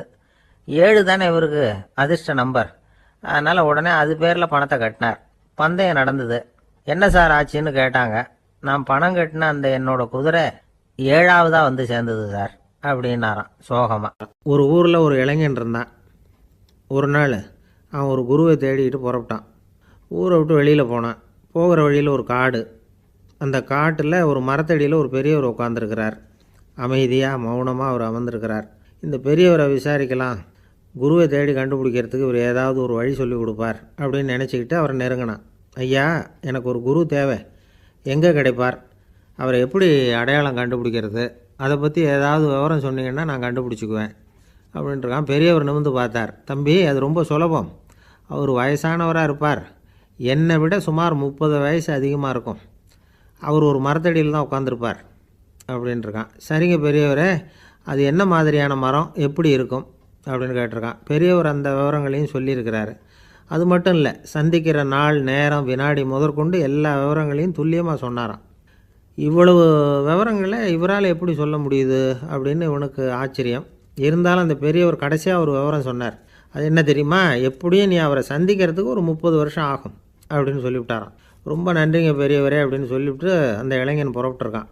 இப்போ அவனுக்கு குரு பற்றின விவரம் எல்லாம் கிடச்சிட்டுது, சந்திக்கிற நேரமும் தெரிஞ்சுட்டுது. ஆனால் 30 வருஷம் அவரை தேடி அலைய வேண்டியிருக்குமே. அவன் தேட ஆரம்பித்தான். காடு மலை எல்லாம் சுற்றி அலைஞ்சான். பல வருஷங்கள் தேடினான். அழுத்து போயிட்டான். கடைசியில் அவனுக்கும் வயசாகிட்டுது. கடைசியில் தன்னுடைய சொந்த ஊருக்கே திரும்பி போய்கிட்டு இருந்தான். அங்கே ஒரு மரத்தடியில் அவன் தேடிக்கிட்டு இருந்த குருநாதர் கிடைச்சார். யார் அவருன்னா, 30 வருஷத்துக்கு முன்னாடி வழி சொல்லி கொடுத்தாருல அதே பெரியவர். அவருக்கு இப்போ 30 வயசு அதிகமாக இருந்தது. அதே மரம். அன்னைக்கு பெரியவர் சொன்ன அடையாளம் இப்போ பொருத்தமாக இருந்தது. இப்போ அந்த பெரியவர் சொன்னார், சரியாக சேர்ந்துட்டேன், வா, உனக்காக தான் நான் இவ்வளவு காலமும் காத்துக்கிட்டு இருந்தேன் அப்படின்னாராம். என்ன சொல்கிறீங்கன்றிருக்கான். 30 வருஷத்துக்கு முன்னாடி என்கிட்ட வந்தியே, அப்போவே என் காலம் முடிஞ்சு போயிருந்தது. அப்போவே என்ன உனக்கு அடையாளம் தெரியல, அதனால் இவ்வளவு காலம் உனக்காக காத்துட்ருக்கும்படி ஆகிட்டுது அப்படின்னாராம். ஐயா, அப்போவே நீங்கள் சொல்லியிருக்கலாமே, இதுதான் 30 வருஷம் கழித்து நீ சந்திக்க போகிற இடம், நான் தான் உன்னுடைய குரு அப்படின்னு சொல்லியிருக்கலாமே அப்படின்ட்டுருக்கான். அந்த பெரியவர் சிரிச்சுக்கிட்டே இதுக்கு பதில் சொன்னாராம். நான் எவ்வளவோ விவரமாக தான் சொன்னேன், நீ சரியாக புரிஞ்சிக்கல. காரணம், அப்போது நீ போதுமான அளவுக்கு பக்குவம் பெற்றிருக்கவில்லை. அதனால் புரியும் சக்தி இல்லாமல் போயிட்டுதப்போ 30 ஆண்டு காலம் நீ அலைஞ்சி தெரிஞ்சிருக்கிற. அது காரணமாக இப்போ உனக்கு அந்த பக்குவம் வந்துட்டுது. அதனால தான் அடையாளம் காண முடிஞ்சுது, நானே உன்னுடைய குரு அப்படின்னாராம். இதிலேருந்து என்ன தெரியுதுன்னா, ஆன்மீகத்தில் மாணவனாக சேர்றதுக்கு கூட ஒரு பக்குவத்தன்மை தேவைப்படுது. ஒரு பெரிய ஞானி, அவர்கிட்ட ஒரு சீடனாக இருக்க ஒருத்தன் வந்தான். எதிரில் நின்னான். ஞானி அவனை வெகு நேரம் உற்று பார்த்தார். அப்புறம் சொன்னார், சீடனாக இருக்கிறது ரொம்ப சிரமம்னார். நான் தயாராக இருக்கிறேன்னா. அது இன்னமும் சிரமமாச்சே, இங்கே குருவாக இருக்கிறது மட்டுமே சுலபம் அப்படின்னாராம். அப்படின்னா நான் குருவாகவே ஆயிடுறேன் அப்படின்னானா. இது போலவே இந்த காலத்தில் கதை ஒன்று உண்டு. ஒரு பள்ளிக்கூடத்தில் வகுப்பு ஆசிரியர் மாணவனை திட்டிக்கிட்டு இருந்தார். டேய், நீ 100க்கு 10 மார்க்கு தான் வாங்கிக்கிட்டு இருக்க. இவ்வளவு மோசமாக நீ படித்தா கடைசியில் மாடு மேய்க்கிறது கூட லாய்க்கு இல்லாதவனா ஆகிடுவேன். அதுக்கப்புறம் என்ன செய்ய போகிறேன் அப்படின்னாராம். பையன் தலையை சொரிஞ்சிக்கிட்டே சொன்னானா, சார் அப்படின்னா ஒன்று செய்கிறேன் அப்படின்னானா. இவர் கேட்டிருக்கார், என்ன செய்ய போகிறேன்னு. வேறு என்ன சார், உங்களை மாதிரி ஒரு ஆசிரியர் ஆகிடுறேன் அப்படின்னான். துருக்மேனியாவில் அஷ்காபாத் அப்படின்னு ஒரு நகரத்தில் ஒரு புவியியல் விஞ்ஞானி இருந்தார். அவர் ஒரு நாய்க்குட்டி வளர்த்தார். ஒரு நாள் முன்னிரவு நேரம் ஒரு மேஜைக்கு முன்னாடி உட்காந்து அந்த விஞ்ஞானி ஏதோ கணக்கு போட்டுக்கிட்டு இருக்கிறார். அவருக்கு ஒரு சின்ன பெண் குழந்தை, அது தொட்டிலில் தூங்கிட்டு இருக்குது. அந்த நாய்க்குட்டியும் ஒரு மூலையில் படுத்து அது பாட்டுக்கு தூங்கிட்டு இருந்தது. ஒரே அமைதி. அந்த நேரத்தில் திடீர்னு அந்த நாய்க்குட்டி துள்ளி எழுந்திரிச்சது. நேராக குழந்தைகிட்ட ஓடிச்சு. அந்த குழந்தைய அது போட்டிருந்த ட்ரெஸ்ஸோடு சேர்த்து கவ்வி தூக்கிட்டு வாசல் பக்கம் ஓடிச்சு. நாய்க்குட்டி குழந்தைய கவ்வி தூக்க முடியுமாங்கிற சந்தேகம் உங்களுக்கு இல்லையா? நீங்கள் நம்ம ஊர் நாய்க்குட்டியவே பார்த்து பழக்கப்பட்டிருக்கீங்க. அதனால் நம்புறதுக்கு சிரமமாக இருக்கும். அந்த ஊர்ல எல்லாம் அது ரொம்ப ஸ்ட்ராங்காக இருக்கும். ஒரு ஏதோ கண்ணுக்குட்டி மாதிரி இருக்கும். விஞ்ஞானி அதை பார்த்துட்டார். உடனே அந்த நாய்க்கு வெறி பிடிச்சிட்டுதுன்னு முடிவு பண்ணிட்டு தன்னோட கை துப்பாக்கியை எடுத்துக்கிட்டு ஓடி வந்தார். அவர் வெளியில் நாய்க்குட்டி எங்கே அப்படின்னு பார்த்து தேடுறார். அந்த நேரத்தில் அந்த வீடு இடிஞ்சு விழுது. காரணம் பூமி அதிர்ச்சி. இப்படி பூமி அதிர்ச்சி உண்டாக போகுதுங்கிறது அந்த நாய்க்குட்டிக்கு முன்னாடியே தெரிஞ்சு போச்சு. அதுதான் குழந்தைய தூக்கிட்டு வெளியில் ஓடி வந்திருக்குது. அது மூலமாக அந்த குடும்பத்தையே காப்பாற்றி இருக்குது அந்த நாய்க்குட்டி. இந்த சம்பவம் நடக்கிறதுக்கு 3 நாளைக்கு முன்னாடியே சில பிராணிகளுக்கு இப்படி நடக்க போகுதுங்கிறது தெரிஞ்சிருக்குதான். ஆமாம், அந்த நகரத்தில் 3 நாளைக்கு முன்னாடியே பாம்பு, பல்லி இதெல்லாம் அது தங்கியிருந்த வலையை விட்டு வெளியில் ஓடி வந்துட்டுது. அதே மாதிரி அங்கே இருந்த புறாவெல்லாம் பறந்து போயிடுச்சான். இதே மாதிரி யுகோஸ்லோவியாவில் கூட ஒரு நகரம், அங்கே ஒரு நாள் ராத்திரி ஒரு மிருக காட்சி சாலையில் திடீர்னு ஒரு பெரிய கலவரம், கூச்சல், குழப்பம். அங்கே இருந்த கழுதை, புலி, யானை, பறவை எல்லாம் கண்ணாபின்னான்னு கத்த ஆரம்பிச்சுட்டுது. நீர் யானை அதுக்குன்னு போட்டிருந்த தடுப்பையே தாண்டி குதிச்சு வெளியில் வந்துட்டுதான். மறுநாள் தான் எல்லாருக்கும் விஷயம் புரிஞ்சுது. அடுத்த நாள் காலையில் அங்கே பூமி அதிர்ச்சி உண்டாயிட்டுது. இப்போ பாருங்க, அதாவது மனுஷனை போய் தீர்க்க தரிசி அது இதுன்னு சொல்லிட்டு இருக்கிறோம். இவனை விட அது பரவாயில்லைன்னு தோணுது. அதாவது மிருகங்கள் ஒன்று நடக்க போகுதுங்கிறத முன்னாடியே புரிஞ்சுக்குதே. சரி, இதெல்லாம் எப்படி அது முன்கூட்டி புரிஞ்சுக்குது? அதுதான் படைப்பு ரகசியம். அதை கண்டுபிடிக்கிறதுக்கு தான் மனுஷன் ஆராய்ச்சி பண்ணிட்டு இருக்கிறான். விஞ்ஞானிகளோட ஆராய்ச்சியெல்லாம் ஒரு பக்கம் இருக்கட்டும், வீட்டுக்குள்ளேயே சில ஆராய்ச்சி பண்ணி பாருங்களேன். இப்போ சில யோசனை சொல்லி அதை சோதனை பண்ணி பாருங்க அப்படின்னு ஒருத்தர் சொன்னாராம். அதாவது இப்போ மழை வருமா வராதா அப்படின்னு தெரிஞ்சுக்கணுமா, உடனே ஒரு பூனைக்குட்டி பின்னாடியே மெதுவாக போய் அது என்ன செய்யுதுன்னு கவனித்து பார்க்கணும். பூனைக்குட்டி தன்னோட பாதத்தினால சுகத்தில் அப்படி கீறிக்கிட்டு இருக்கும். அப்படி கீறினா கண்டிப்பாக மழை வரும். சில சமயம் பூனைக்குட்டி அப்படி மல்லாந்து படுத்துக்கிட்டு பாதத்தை உயர தூக்கும், அப்படியும் புரளும். இப்படி செஞ்சதுன்னா அன்னைக்கும் மழை இருக்காது. அதனால் முன்னாடி இருந்தது மழை வர்றதுக்கு அறிகுறி, இது மழை இல்லைங்கிறதுக்கு அறிகுறி. பறவைகள், பிராணிகள் இதுகளோட நடவடிக்கைகளை பார்த்துட்டு அதையெல்லாம் அடிப்படையாக வச்சு தான் காலநிலையை கண்டுபிடிக்கிற கருவிகளை கண்டுபிடிச்சிருக்கிறாங்க. வாத்து இருக்குல்ல, சில சமயம் தன்னோட அழகை தன்னோட இறகுகளில் அப்படியே புதைச்சிக்கும். அப்படி செஞ்சால் குளிர்காலம் வரப்போகுதுன்னு அர்த்தம். பருவநிலை குளிராக மாறப்போகுதுங்கிறதுக்கு இதுதான் அறிகுறி. சிட்டுக்குருவி இருக்குதுல்ல, அதெல்லாம் புழுதியில் உழுந்து புரளும், சிறகுகளை படபடன்னு அடிச்சுக்கும். அப்படி செஞ்சால் மழை வரப்போகுதுன்னு அர்த்தம். ஒன்று மட்டும் நாம் நல்லா தெரிஞ்சுக்கணும், இயற்கையின் சீற்றம்னு சொல்கிறோம் இல்லையா, இயற்கை ஏன் நம்ம மேலே கோவப்படுது? இயற்கையை நாம் அனுசரித்து போகிறதில்ல, அதனால் கோவப்படுது. காடுகளை அழிக்கப்படாது, விலங்குகளை கொல்லப்படாது, இயற்கை ஏற்படுத்தி வச்சிருக்கிற சமநிலையை கெடுக்கப்படாது. அதை புரிஞ்சுக்கிட்டு வாழ்ந்தோம்னா பூமியும் நடுங்காது, நாமளும் நடுங்க வேண்டிய அவசியம் இருக்காது. ஒருத்தர் இருந்தார், சாராய கடைக்கு போனாராம், நிறைய சாப்பிட்டார். அப்புறம் சொன்னார், இது ரொம்ப அற்புதமான சரக்கு போல இருக்கு, உள்ளே போன உடனே இந்த பூமியே நடுங்கிறது மாதிரி இருக்கு எனக்கு அப்படின்னாராம். இதுக்கு கடைக்காரர் சொல்லியிருக்கார், நீங்கள் சாப்பிட்டது வெறும் பச்சை தண்ணி தாங்க, இப்போ ஏற்பட்டிருக்கிறது நிஜம் பூமி அதிர்ச்சி அப்படின்னார். ஒரு விவசாயி விதைக்கிறதுக்காக வயல்வெளி பக்கம் போறார். விதைகளை அள்ளி வீசினார்.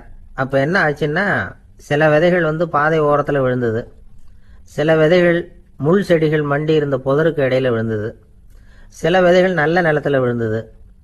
பாதை ஓரத்தில் விழுந்த விதை என்ன ஆச்சுன்னா, அதெல்லாம் பறவைகள் கண்ணில் போட்டுட்டுது. உடனே உட்காந்து கொத்தி தின்னுட்டு போட்டுது. அதிகமாக மண் இல்லாத பாறை பகுதியில் விழுந்த விதையெல்லாம் லேசாக வேர் விட்டு முளைக்க ஆரம்பிச்சுது. அதுக்கப்புறம் வேர் கீழேயும் ஆழமாக போக முடியல, மேலேயும் சூரிய வெப்பம் அதிகம் தாங்க முடியல, எல்லாம் காஞ்சி கருகி போட்டுது. புதர் பகுதியில் சில விதைகள் விழுந்தது இல்லையா, முள் செடிகள் காடாக மண்டி போயிருந்தது. அதனால் முளைச்சி வர்ற செடிக்கு நெருக்கடி அதிகமாக போட்டுது, சரியாக வளர முடியல, விளைச்சலும் சரியா இல்லை. நல்ல நிலத்தில் விழுந்த விதைகள் மட்டும் நல்லா முளைச்சிது, நல்லா வளர்ந்தது, விளைச்சலும் பிரமாதமாக இருந்தது. இந்த கதையை சொல்லிவிட்டு கேட்க செவியுள்ளோர் கேட்கட்டும் அப்படிங்கிறார் இயேசு பெருமான். ஆமாம், இயேசு கடலில் நின்ற படகு ஒன்றில் உட்காந்துருக்கிறார். கடற்கரையில் ஏராளமான மக்கள் உட்காந்துருக்கிறாங்க. அந்த சமயத்தில் தான் இயேசு ஓமைகள் மூலமாக மக்களுக்கு பல உண்மைகளை சொல்லிகிட்டு இருக்கிறார்.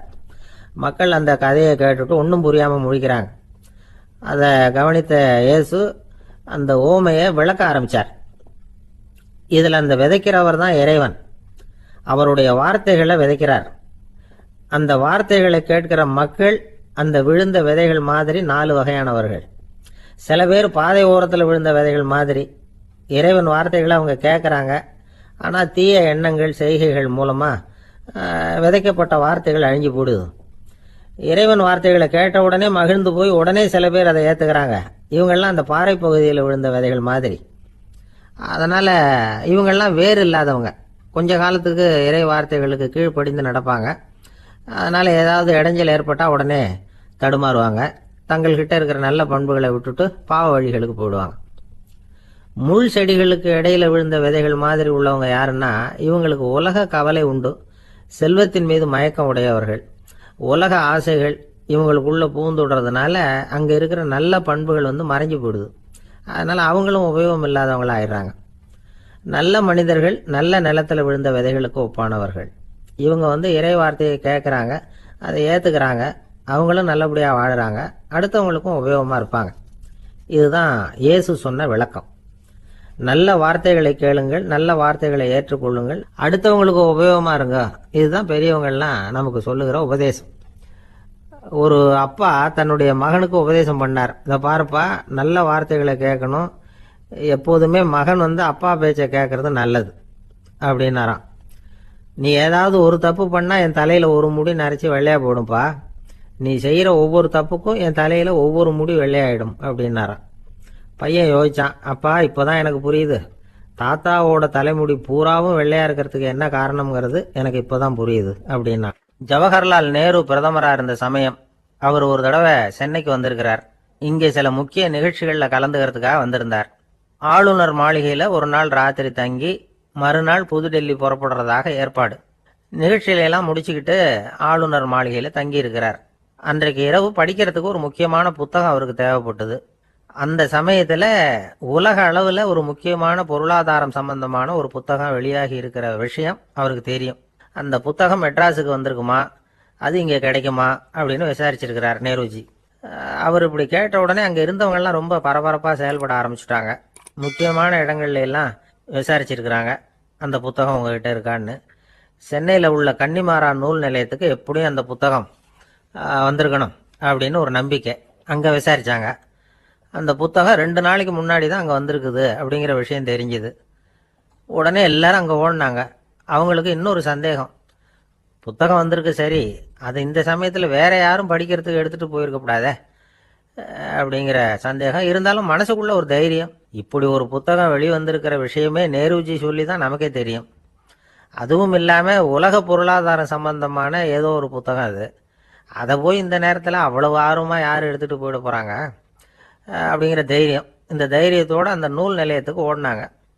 புத்தகத்தை தேடினா அது கிடைக்கல, யாரோ எடுத்துகிட்டு போயிருக்கிறாங்க. நேருவுக்கு மட்டுமே தெரிஞ்சிருந்த அந்த புத்தகம் பற்றின விஷயம் சென்னையில் வேற ஒருத்தருக்கும் தெரிஞ்சிருக்குது.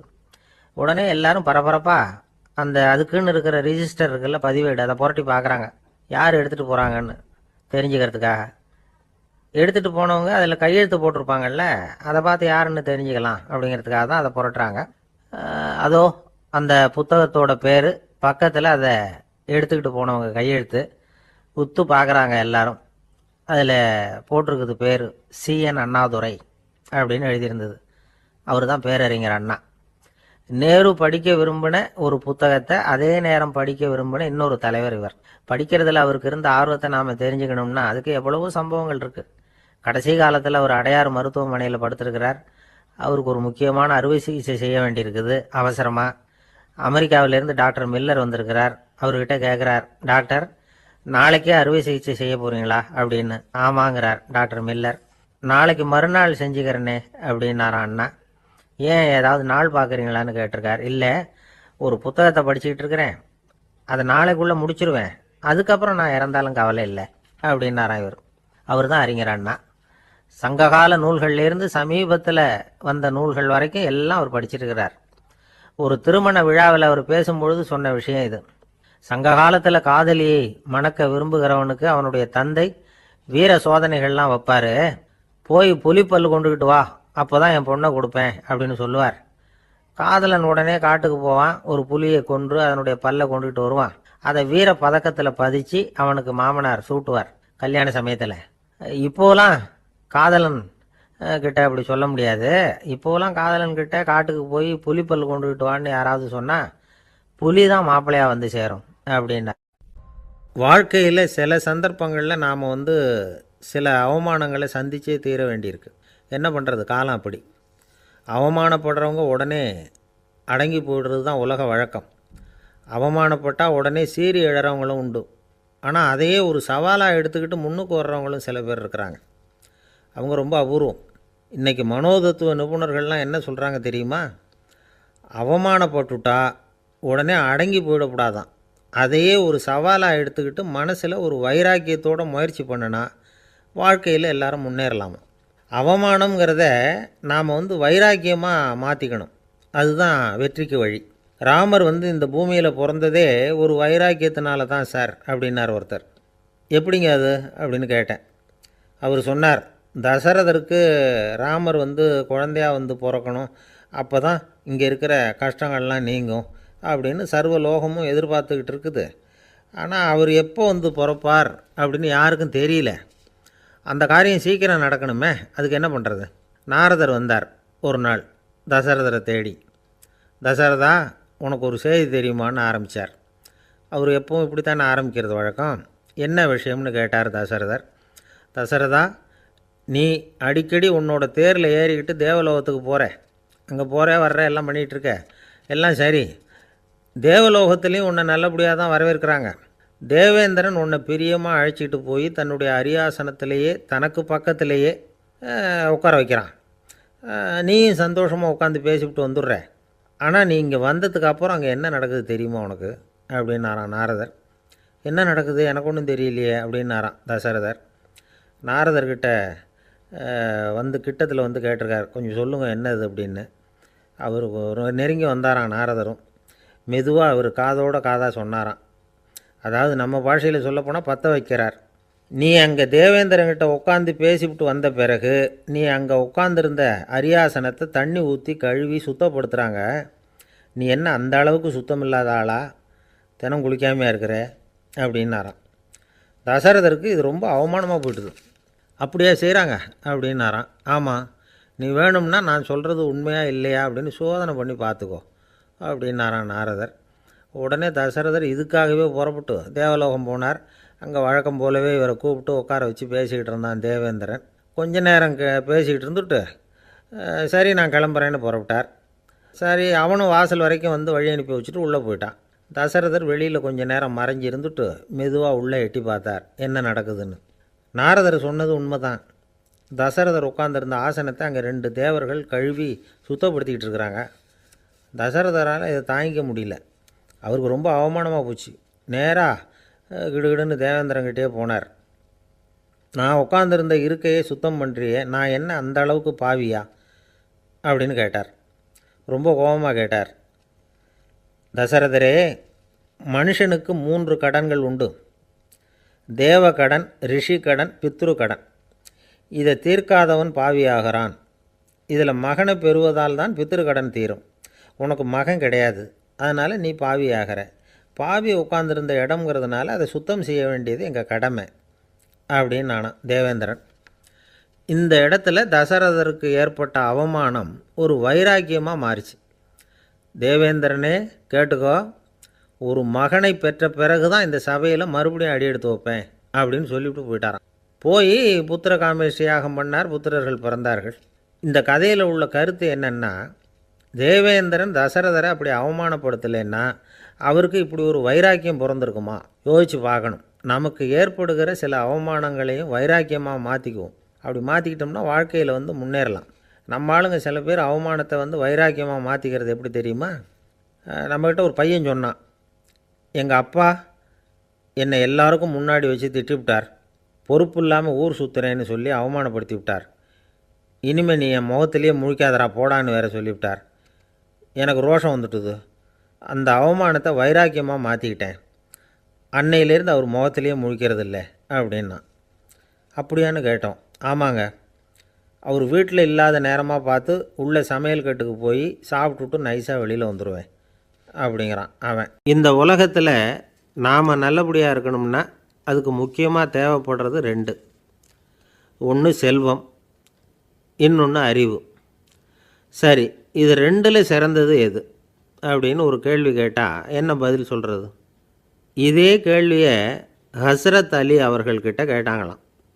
அவர் ஒரு பெரிய அறிஞர். கேள்வி கேட்டவங்களும் சாதாரண ஆட்கள் இல்லை, இவங்களும் அறிஞர்கள். ஒரு நாள் ஹஸ்ரத் அலி அவர்கள்கிட்ட 10 அறிஞர்கள் வந்தாங்களாம். ஐயா, நாங்கள் 10 பேரும் உங்ககிட்ட ஒரே கேள்வியை தான் கேட்க வந்திருக்கிறோம். ஆனால் எங்கள் 10 பேருக்கும் நீங்கள் தனித்தனியாக பதில் சொல்ல முடியுமா அப்படின்னு கேட்டிருக்காங்க. அதாவது அவங்க ஒரே கேள்விக்கு இவர்கிட்ட இருந்து 10 விதமான பதில் எதிர்பார்க்குறாங்க. சரி கேளுங்க, என்ன கேள்வி அப்படின்னார் அவர். அப்போ தான் அவங்க கேட்டாங்களாம், செல்வம் அறிவு இது ரெண்டில் சிறந்தது எது? இதுதான் கேள்வி. ஹஸ்ரத் அலி என்ன பண்ணார் தெரியுமா? அவங்கள ஒவ்வொருத்தராக கூப்பிட்டார். ஒவ்வொரு விதமான பதிலை சொல்லி அனுப்புனார். முதல்ல ஒருத்தரை கூப்பிட்டார், சொன்னார், அறிவுங்கிறது தீர்க்கதரிசிகள், ஞானிகள், மகான்கள் இவங்களோட பரம்பரை சொத்து. ஆனால் செல்வங்கிறது கொடுங்கோலரின் ஆயுதம். அதனால் அறிவு தான் சிறந்தது அப்படின்னார். ரெண்டாவது ஆளை கூப்பிட்டார். உங்ககிட்ட செல்வம் இருந்தால் நீங்கள் தான் அதை காப்பாற்றணும். ஆனால் அறிவு உங்களை எப்பவும் காப்பாற்றும். ஆகவே அறிவு தான் சிறந்தது அப்படின்னார். மூணாவது ஆளை கூப்பிட்டார். செல்வந்தனுக்கு எப்போதும் விரோதிகள் அதிகம், ஆனால் அறிஞனுக்கு நண்பர்கள் அதிகம். அதனால் அறிவு தான் சிறந்ததுன்னார். அடுத்தவரை கூப்பிட்டார். செல்வம் அடுத்தவங்களுக்கு கொடுக்க கொடுக்க குறையும், ஆனால் கல்விங்கிறது அதிகரிச்சுக்கிட்டே வரும், கொடுக்கறதுனால குறையாது. அதனால் அறிவு தான் சிறந்ததுன்னார். இன்னொருத்தரை கூப்பிட்டார். அறிவுள்ளவன் எப்பவும் அதை அடுத்தவங்களுக்கு வாரி வழங்கிக்கிட்டே இருப்பான். அதனால் அவங்ககிட்ட தாராளத்தன்மை இருக்கும். ஆனால் செல்வந்தன்கிட்ட கஞ்சத்தனம் தான் இருக்கும். அதனால் அறிவு தான் சிறந்ததுன்னார். ஆறாவது நபரை கூப்பிட்டார். செல்வத்தை கள்வர்கள் திருடிட்டு போக முடியும், ஆனால் அறிவை அப்படி திருடிட்டு போக முடியாது அப்படின்னார்.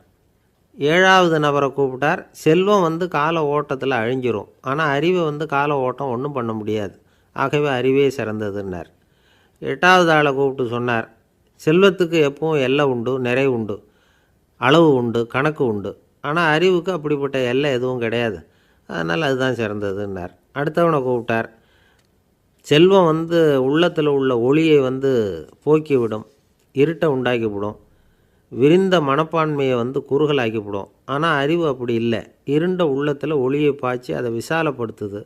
அதுதான் சிறந்ததுன்னார். கடைசியாக 10வது நபரை கூப்பிட்டார். செல்வம் மனசில் செருக்கை உண்டாக்குது, ஆணவத்தை ஏற்படுத்துது. அதனால் நானே கடவுள்னு நினைக்கிற அளவுக்கு மனுஷனை தாழ்த்தி விடுது. ஆனால் அறிவு பணிவையும் பண்பாட்டையும் வளர்க்குது. அதனால் அறிவு தான் சிறந்ததுன்னார். ஆக இப்படி 10 பேருக்கும் 10 விதமாக பதில் சொன்னது மூலமாக ஹஸ்ரத் அலி அவர்கள் அறிவு தான் செல்வத்தை விட சிறந்தது அப்படிங்கிறதுக்கு 10 காரணங்களை சுட்டி காட்டியிருக்கார்.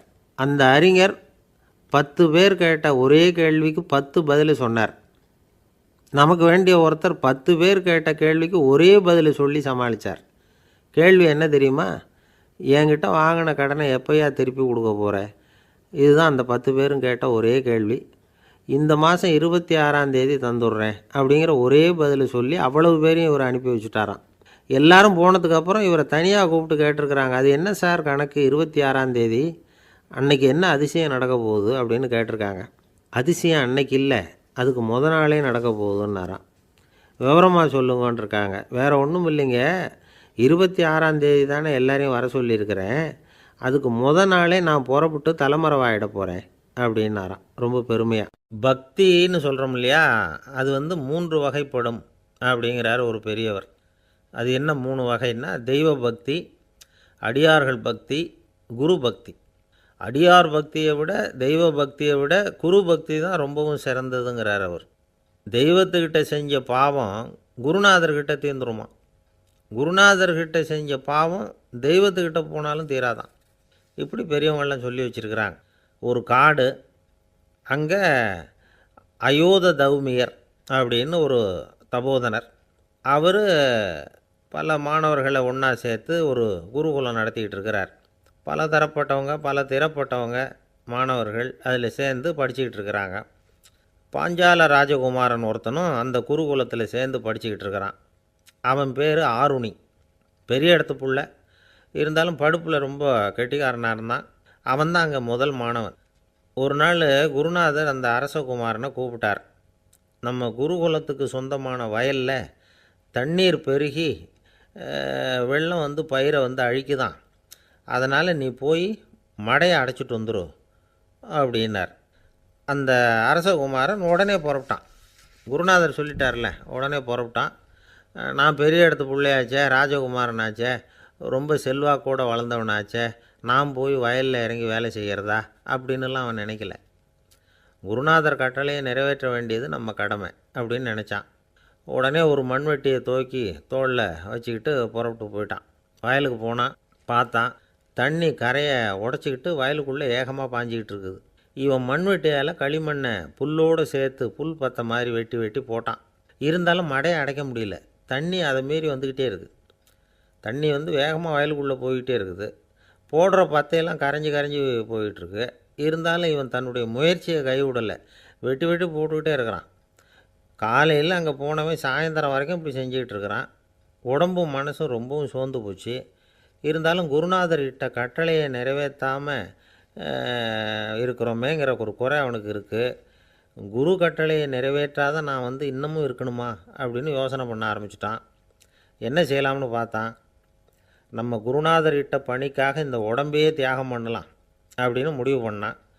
தண்ணி பாயுதில் அதுக்கு குறுக்க விழுந்து அப்படியே மடையை அடைச்சிக்கிட்டு அப்படியே படுத்துட்டான். இது மற்றவங்களுக்கு தெரியாது. அன்னைக்கு ராத்திரி ஒரு விளக்கு முன்னாடி உட்காந்து குருநாதர் பிள்ளைங்களுக்கு பாடம் சொல்லி கொடுத்துக்கிட்டு இருக்கிறார். முதல் வரிசையில் இருக்கக்கூடிய ராஜகுமாரனை காணலை.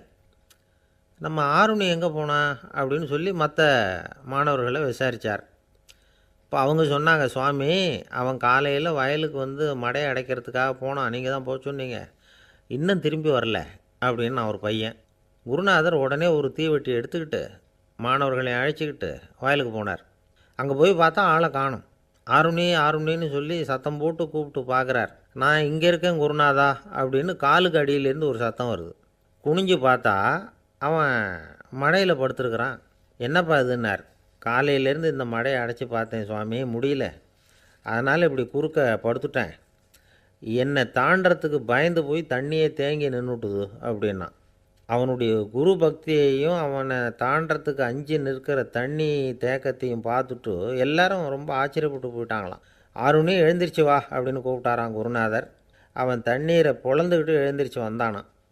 அதனால் அவனுக்கு வந்து உத்தாலகன் அப்படின்னு ஒரு பேர். உத்தாலகன்னா தண்ணீரை பிளந்தவன் அர்த்தம். அந்த உத்தாலகன் மாதிரி இந்த காலத்து மாணவர்களுக்கும் குரு பக்தி வேணும் அப்படின்னு சொன்னோம் ஒரு பள்ளிக்கூடத்தில். உடனே நிறைய மாணவர்கள் எழுந்திரிச்சு நின்னாங்க. சார், நீங்கள் எங்களை வந்து இன்னமும் சரியாக புரிஞ்சுக்கலன்னு நினைக்கிறோம். அன்னைக்காவது ஒருத்தன் அப்படி இருந்தான், இன்றைக்கி ஏகப்பட்ட உத்தாலகர்கள் இருக்கிறோம். எங்கள் வாத்தியார் கட்டளை இட்டால் இப்போவே அது மாதிரி வயலுக்கு போய் மடையில் குறுக்கப்படுத்துக்கிறதுக்கு இந்த வகுப்பில் உள்ள அத்தனை பேரும் தயாராக இருக்கிறோம் அப்படின்னாங்க. அப்படியா அப்படின்னு சொல்லி கேட்டோம் ரொம்ப சந்தோஷமாக. ஒருத்தன் ரொம்ப அடக்கமாக எழுந்திரிச்சான். அப்புறம் சொன்னான், ஆமாம் சார், வகுப்பில் வந்து இவர் நடத்துகிற பாடத்தை கேட்டுக்கிட்டு இருக்கிறத விட பேசாமல் போய் மடையில் படுத்துடுறது ஒன்றும் கஷ்டமான காரியமாக இருக்காது, அதனால தான் எல்லோரும் அங்கே போகிறேன்னு சொல்கிறோம் அப்படிங்கிறான். ஒரு கடைக்கு போனேன், 5 ரூபா பணத்தை எடுத்து கொடுத்தேன். ஒரு தினசரி பத்திரிக்கையை கேட்டேன். அவர் உடனே அங்கே அடுக்கி வச்சுருந்த பத்திரிக்கையில் ஒன்று எடுத்து என் கையில் கொடுத்தார், வாங்கிக்கிட்டேன். மீதி பணத்தை எடுத்தார், அதையும் என் கையில் கொடுக்கணும்ல, கொடுக்கல.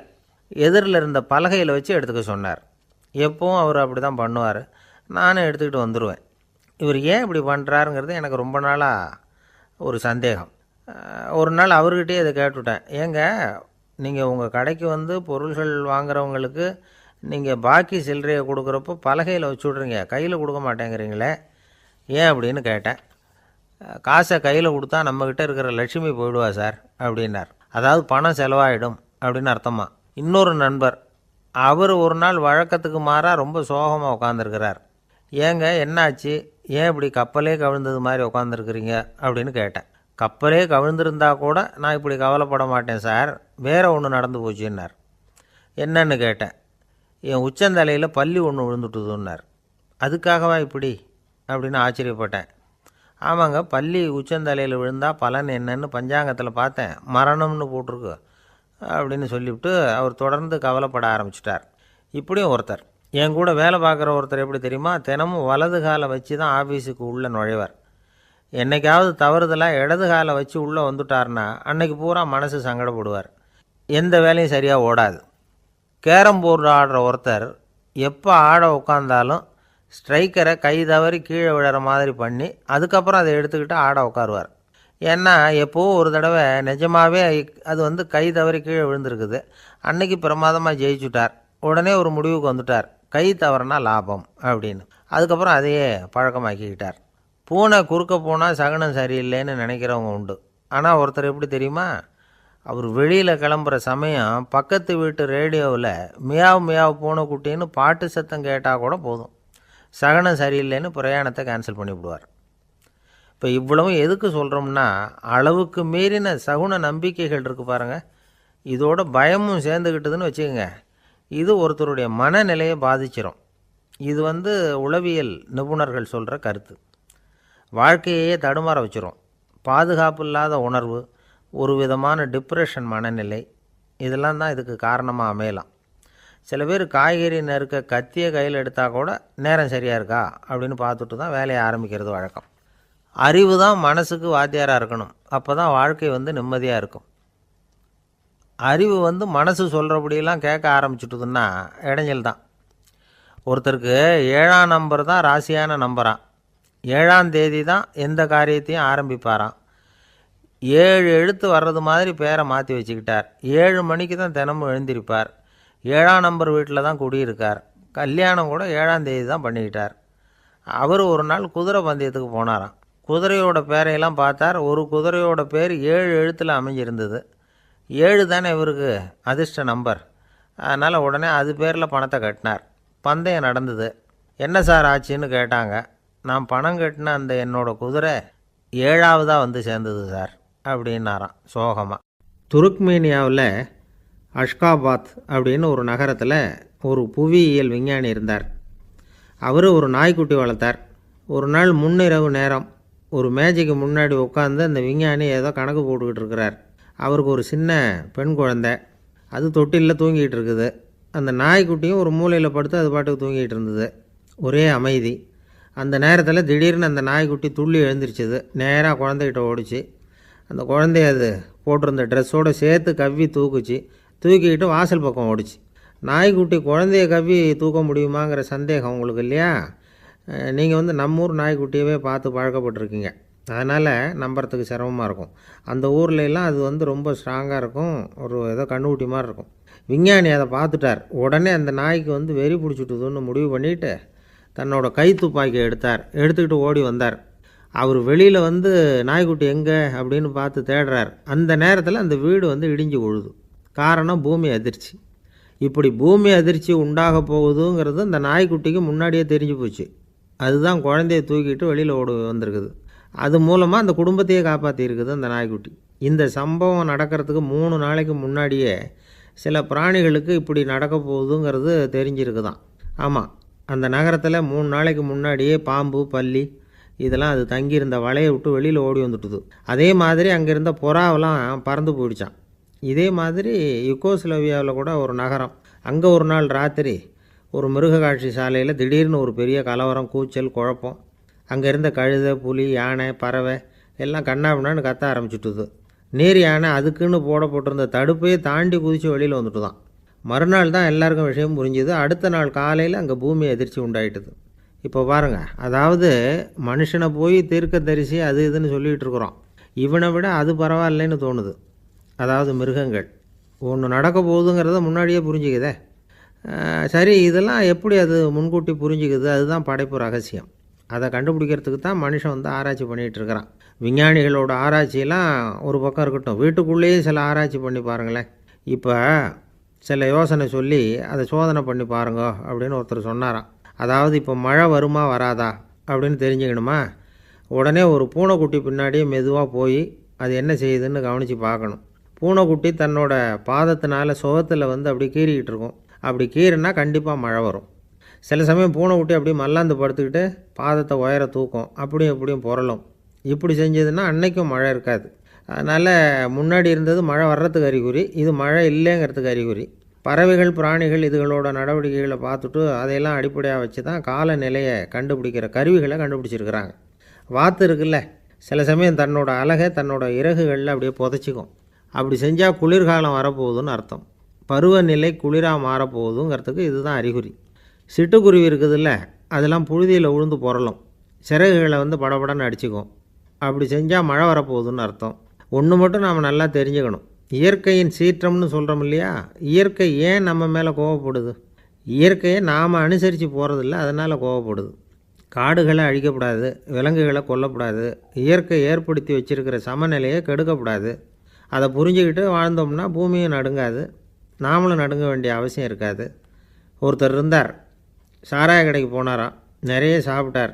அப்புறம் சொன்னார், இது ரொம்ப அற்புதமான சரக்கு போல் இருக்குது, உள்ளே போன உடனே இந்த பூமியே நடுங்கிறது மாதிரி இருக்குது எனக்கு அப்படின்னாராம். இதுக்கு கடைக்காரர் சொல்லியிருக்கார், நீங்கள் சாப்பிட்டது வெறும் பச்சை தண்ணி தாங்க, இப்போ ஏற்பட்டிருக்கிறது நிஜம் பூமி அதிர்ச்சி அப்படின்னாராம். ஒரு ராஜா இருந்தார்.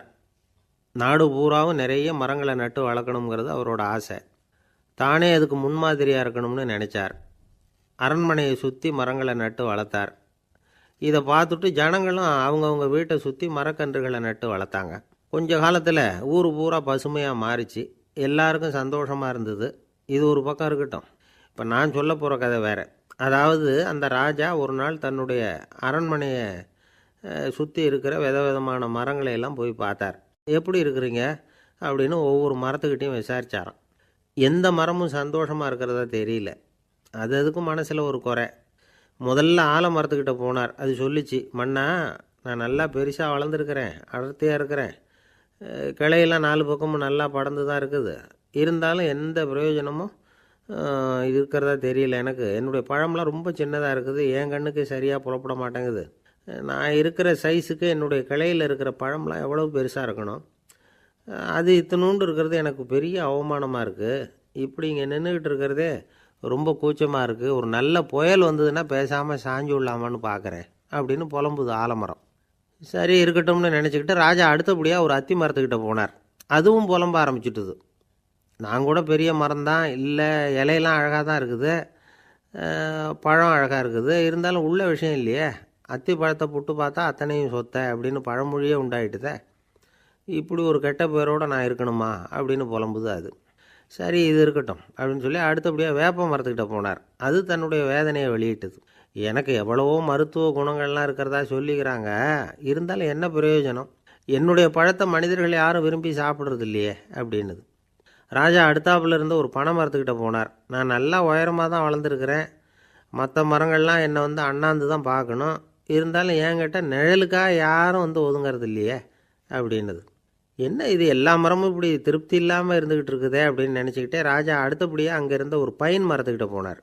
அழகாக உயரமாக பசுமையாக தான் இருந்தது, ஆனால் பழமோ பூவோ கிடையாது. அதை நினச்சி அது வருத்தப்பட்டுக்கிட்டு இருக்குது. ஓக் மரம் அது ஒன்று நின்றுட்டு இருந்தது. அது என்ன சொல்லிச்சுன்னா, இலை உதிர் காலத்தில் என் மேலே இருக்கிற எல்லா இலைகளும் உதிர்ந்து போடுது, முடி கொட்டின மனிதர்கள் மாதிரி மொட்டையாக நான் நிற்க வேண்டியிருக்குது, என்ன வாழ்க்கை இது அப்படின்னு சொல்லி அழுத்துக்கிட்டது. சரி புளிய மரம் என்ன சொல்லுது பார்ப்போம்னு அதுக்கிட்ட போனால், என்னுடைய நிழலில் யாருமே தங்க மாட்டாங்க, உடம்புக்கு சூடுன்னு ஒதுங்கி போயிடுவாங்க, அடிமரத்தை பார்த்தீங்கன்னா பட்டையெல்லாம் உறிஞ்சி பார்க்குறதுக்கே கேவலமாக இருப்பேன் அப்படின்னுது அது. முருங்கை மரம் என்ன சொல்லிச்சு தெரியுமா, என்னுடைய இலை காயெல்லாம் சாப்பிட்றவங்களுக்கு சத்து கொடுக்கறது வாசம்தான், ஆனால் என் உடம்புல சத்தே கிடையாது, கொஞ்சம் வேகமாக காற்று அடிச்சதுன்னா முறிஞ்சி விழுந்துடுறேன், என்ன வாழ்க்கை இது அப்படின்னு சொல்லி அது வருத்தப்பட்டது. ராஜா யோசனை பண்ணார், என்ன இது மரங்கள் பூமியின் வரங்கள்னு சொல்கிறோம், மழை பெய்யறதுக்கு அதுதான் காரணம், பூமி செழிப்பாக இருக்கிறதுக்கும் அதுதான் காரணம், வீடு கட்டுறதுக்கு மரம், நாற்காலி செய்ய உபயோகப்படுத்துறதுக்கும் அதுதான் உபயோகப்படுது, மனுஷனுக்கு வேண்டிய ஆகாரங்களையும் கொடுக்குது, இப்படிலாம் இருந்தும் எல்லா மரமும் நிம்மதி இல்லாமல் இருந்துக்கிட்டு இருக்குதே அப்படின்னு நினச்சார். அப்போது அங்கே இருந்த ஒரு மகிழ மரம் அவர் கண்ணில் பட்டுது. அந்த மரம் மட்டும் கொஞ்சம் நிம்மதியாக மகிழ்ச்சியாக இருக்கிறது மாதிரி தெரிஞ்சுது. உடனே ராஜா அதுக்கிட்ட போனார். உனக்கு மனசில் எதுவும் குறை இல்லையான்னு கேட்டார். இல்லை நான் சந்தோஷமாக தான் இருக்கேன்னு அந்த மகிழ மரம். அப்படியான்னு ஆச்சரியமாக கேட்டார் ராஜா. ஆமாம் மன்னா, இந்த இடத்துல நீங்கள் ஒரு முருங்கை மரத்தையோ வேப்ப மரத்தையோ கூட நட்டிருக்கலாம், ஆனால் இந்த இடத்துல நடுறதுக்கு என்ன தேர்ந்தெடுத்துருக்குறீங்க, அதுவே எனக்கு பெருமை, அதுவே எனக்கு திருப்தி அப்படின்னு தான் மகிழ மரம்.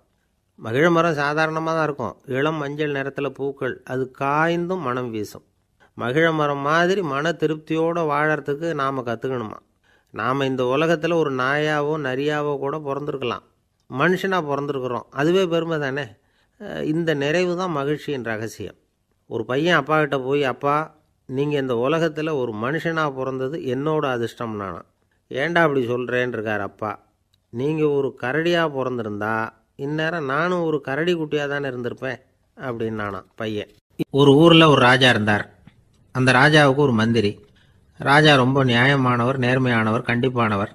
தப்பு செய்கிறது யாராக இருந்தாலும் தண்டனை கொடுப்பார். வேண்டியவங்களுக்கு ஒரு நியாயம், வேண்டாதவங்களுக்கு ஒரு நியாயங்கிறதெல்லாம் அவர்கிட்ட கிடையாது. ஒரு சமயம் அரசவையில் அந்த அமைச்சரே விதிமுறைகளுக்கு புறம்பா ஏதோ நடந்துகிட்டு இருக்கார். மன்னருக்கு கோபம் வந்துட்டுது. உடனே அந்த அமைச்சரை கிட்டத்தில் கூப்பிட்டு அவர் கன்னத்தில் ஓங்கி ஒரு அறை கொடுத்துட்டாராம். உடனே அந்த அமைச்சர் என்ன பண்ணார் தெரியுமா, நேராக போனார். அங்கே நின்றுகிட்டு இருந்த இன்னொருத்தர் கன்னத்தில் ஓங்கி அரைஞ்சார். அறை வாங்கினவர் திகைச்சு போயிட்டார். இவர் ஏன் நம்மளை அரைகிறார் அப்படின்னு யோசனை பண்ணார். மன்னரும் திகைச்சு போயிட்டார். நாம இவரை அரைஞ்சா அதுக்காக இவர் போய் இன்னொருத்தரை அரையணுமா அப்படின்னு யோசனை பண்ணார். இவருக்கு என்ன பைத்தியமானு கூட நினைக்க ஆரம்பிச்சுட்டார். ஆனால் என்ன ஆச்சுன்னா, அப்புறம் அமைச்சர் அவர் கவனிச்சுக்கிட்டு இருந்தாரா, அவர் இன்னொருத்தர் அரைஞ்சார் இல்லையா, அந்த அறை வாங்கின ஆசாமியை பார்த்து கத்திக்கிட்டு இருந்தார். யார்? அமைச்சர்.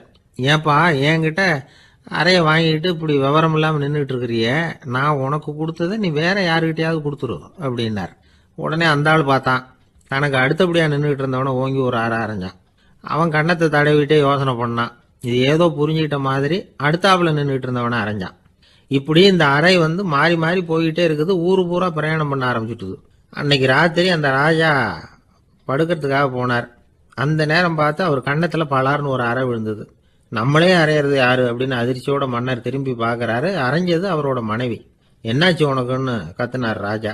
உங்களுக்கு தெரியாதா, ஊர் பூரா ஒருத்தர் மாற்றி ஒருத்தர் மூலமா இந்த அறை பிரயாணம் பண்ணிட்டு வருது அப்படின்னாங்க அந்த அம்மா. அப்படின்னா ஆரம்பிச்ச இடத்துக்கே வந்துட்டுதா அப்படின்னாராம் மன்னர். என்ன சொல்றீங்கன்னு கேட்டிருக்காங்க. இவர் விவரத்தை சொன்னாராம். அப்படின்னா நீங்க ஆரம்பிச்சு வச்ச இந்த விளையாட்டை நான் முடிச்சு வச்சுட்டேன் அப்படின்னாங்களாம் அந்த அம்மா. மறுநாள் காலை மறுபடியும் அரசவை கூடிச்சு. அந்த அமைச்சர் மன்னரை பார்த்து கேட்டார், என்ன மகாராஜா, என்கிட்ட கொடுத்ததை திருப்பி வாங்கிட்டீங்களா அப்படின்னாராம். இப்படி நடக்கும்னு நான் எதிர்பார்க்கவே இல்லைன்னார் மன்னர். ஆனால் நான் எதிர்பார்த்தேன். அது எங்கே போயிட போகுது, ஊர் பூரா சுற்றி கடைசியில் உங்ககிட்ட தான் சேரும் அப்படிங்கிறது எனக்கு தெரியும் அப்படின்னார் அமைச்சர். இந்த கதை வேடிக்கையாக இருந்தால் கூட இதில் உள்ள கருத்து முக்கியமானது. இந்த உலகத்தில் பல கருத்துக்கள் இப்படி தான் மாறி மாறி சுற்றி வந்துக்கிட்டே இருக்குது. நம்மளும் ஒருத்தன் தன்னுடைய நண்பன் ஒருத்தனை கடத்தெருவில் பார்த்தான். உடனே ஓடி போய் பலார்னு ஒரு அறை கொடுத்தானா. அவன் கன்னத்தை தடவிட்டு ஏன்டா என்ன அரைஞ்சேன்னு கேட்டிருக்கான். நீ ஏன்டா என்ன முட்டாள்னு என் மனைவிட்ட போய் சொன்னேன் அப்படின்ட்டுருக்கான் அவன். உன்னை ஒரு முட்டாள்னு சொன்னதுக்காகவா நீ என்ன அரைஞ்ச அப்படின்னு கேட்டிருக்கான் இவன். டேய், நான் அதுக்காக அறையலப்பா, அது ஒரு பெரிய ரகசியம். நான் முட்டாளுங்கிறது அந்த ரகசியத்தை நீ ஏன் எங்கள் வீட்டில் போய் சொன்னேன், அதுக்காக தான் அரைஞ்சேன் அப்படின்னு நானா. ஒரு ஊரில் ஒரு ராஜா இருந்தார். அவர் ஒரு பூனை வளர்த்தார். ரொம்ப செல்லமாக அவர் அந்த பூனையை வளர்த்தார். அவர் என்ன பண்ணுவார் தெரியுமா, இரவு நேரத்தில் அந்த பூனையோட தலையில் ஒரு விளக்கை வச்சுருவார். அந்த பூனை ரொம்ப ஜாக்கிரதையாக அந்த விளக்கு கீழே விழுந்துடாமல் பார்த்துக்கும். தலையை ஆட்டாமல் ரொம்ப நிதானமாக ராஜா பின்னாடி நடந்து போய்கிட்டே இருக்கும். அந்த விளக்கு வெளிச்சத்தில் எல்லா வேலைகளையும் செஞ்சிருவார். கையில் ஒரு விளக்கை தனியாக எடுத்துகிட்டு போக வேண்டிய அவசியமே இல்லை. விளக்கை தூக்கிட்டு போகிற வேலையை அந்த பூனை பார்த்துக்கும். அதனால் ராஜாவுக்கு அந்த பூனை மேலே ரொம்ப பிரியம். மந்திரிகளையெல்லாம் கூப்பிட்டு அவங்கக்கிட்ட சொல்லுவார், பார்த்தீங்களா இந்த பூனை எவ்வளவு விசுவாசமாக நடக்குது, என் பேரில் எவ்வளவு மரியாதை பார்த்தீங்களா அதுக்கு அப்படிம்பார். இதை கேட்டுவிட்டு அங்கேருந்த அமைச்சர்களில் ஒருத்தர் சொன்னார், மன்னா நீங்கள் சொல்கிறது சரிதான், இருந்தாலும் இந்த பூனையோட விசுவாசத்தை நாம் கொஞ்சம் சோதித்து பார்க்க வேண்டியிருக்கு அப்படின்னாராம். சரி, உங்கள் ஆசையை ஏன் கெடுக்கணும், நல்லா சோதித்து பாருங்கள் அப்படின்னு சொல்லிவிட்டார் ராஜா. உடனே அந்த அமைச்சர் என்ன பண்ணார் தெரியுமா, எங்கேயோ புறப்பட்டு போனார். ஒரு 5-6 எலிகளை பிடிச்சிக்கிட்டு வந்தார். அரண்மனையில் ராஜா ஏதோ வேலை பார்த்துக்கிட்டு இருக்கிறாரு. பக்கத்தில் அந்த பூனை ரொம்ப பணிவாக நின்றுக்கிட்டு இருக்குது. அது தலையில் விளக்கு எரிஞ்சிக்கிட்டு இருக்கு. அமைச்சர் தான் பிடிச்சிக்கிட்டு வந்த எலிகளை அந்த பூனை பார்வையில் படுறது மாதிரி எதிரில் விட்டார். அந்த எலிகள்லாம் அங்கேயும் இங்கேயும் ஓட ஆரம்பிச்சிது. அதை பார்த்தது பூனை. அவ்வளவுதான். தலையில் இருக்கிற விளக்கை பற்றியும் கவலைப்படலை, ராஜாவை பற்றியும் கவலைப்படலை. ஒரே பாய்ச்சலாக பாஞ்சு எலிகளை துரத்த ஆரம்பிச்சுட்டுது. தலையில் இருந்த விளக்கு எங்கேயோ போய் விழுந்தது, அணைஞ்சு போச்சு. இருட்டில் ராஜா தடுமாற ஆரம்பிச்சுட்டார். இந்த சமயத்தில் அந்த அமைச்சர் மறுபடியும் விளக்கை ஏற்றினார். வெளிச்சம் வந்தது. அதுக்கப்புறம் அந்த அமைச்சர் பேசினார், அரசே, பூனையோட விசுவாசத்தை பார்த்தீங்களா? எலி அது கண்ணில் படுற வரைக்கும் தான் விசுவாசமாக இருந்தது. அது மாதிரி எலியை பார்த்ததும் எல்லாத்தையும் விட்டுட்டு அதை துரத்த ஆரம்பிச்சுட்டு பார்த்தீங்களா? தான் அந்த பூனையை பற்றி நினச்சது தப்புங்கிறது அதுக்கப்புறம் தான் அந்த ராஜாவுக்கு புரிஞ்சுதான். சரி, இப்போ எதுக்கு இந்த கதையெல்லாம் அப்படிங்கிறீங்களா? இந்த பூனை மாதிரி தான் நம்ம மனசும். மனசை எவ்வளவு தான் பயிற்சி கொடுத்து பக்குவமாக வச்சுருந்தாலும் பார்க்குறதுக்கு பரமசாது மாதிரி தான் இருக்கும். பார்க்க வேண்டியதை பார்த்துட்டுதுன்னா பாஞ்சிரும். இந்த பூனை மாதிரி புலன் இன்ப பொருள்கள் கிட்டாத வரைக்கும் மனம் அடங்கி இருக்கிறது மாதிரி தான் தெரியும். கொஞ்சம் வாய்ப்பு கிடைச்சாலும் அது குதிக்க ஆரம்பிச்சிடும், தப்பு பண்ண ஆரம்பிச்சிடும். பெரிய பெரிய முனிவர்கள் வாழ்க்கையில் நடந்த வீழ்ச்சி இதை தான் நிரூபிக்குது. புலன்களின் ஆற்றல் அதிகம், அதனால் மனக்கட்டுப்பாடு பயிற்சிகளில் ரொம்ப எச்சரிக்கையாக இருக்கணுங்கிறார் சுவாமி சிவானந்தர். மது பழக்கத்தையே விட்டுவிட்டேன்னு உறுதியாக இருப்பான். கடை கண்ணில் பட்டுவிட்டதுன்னா கால் அவனை கேட்காமலே இழுத்துக்கிட்டு உள்ளே போயிடும். இதுதான் மனசுங்கிறது. அதுதான் அந்த ராஜா வளர்த்த பூனை.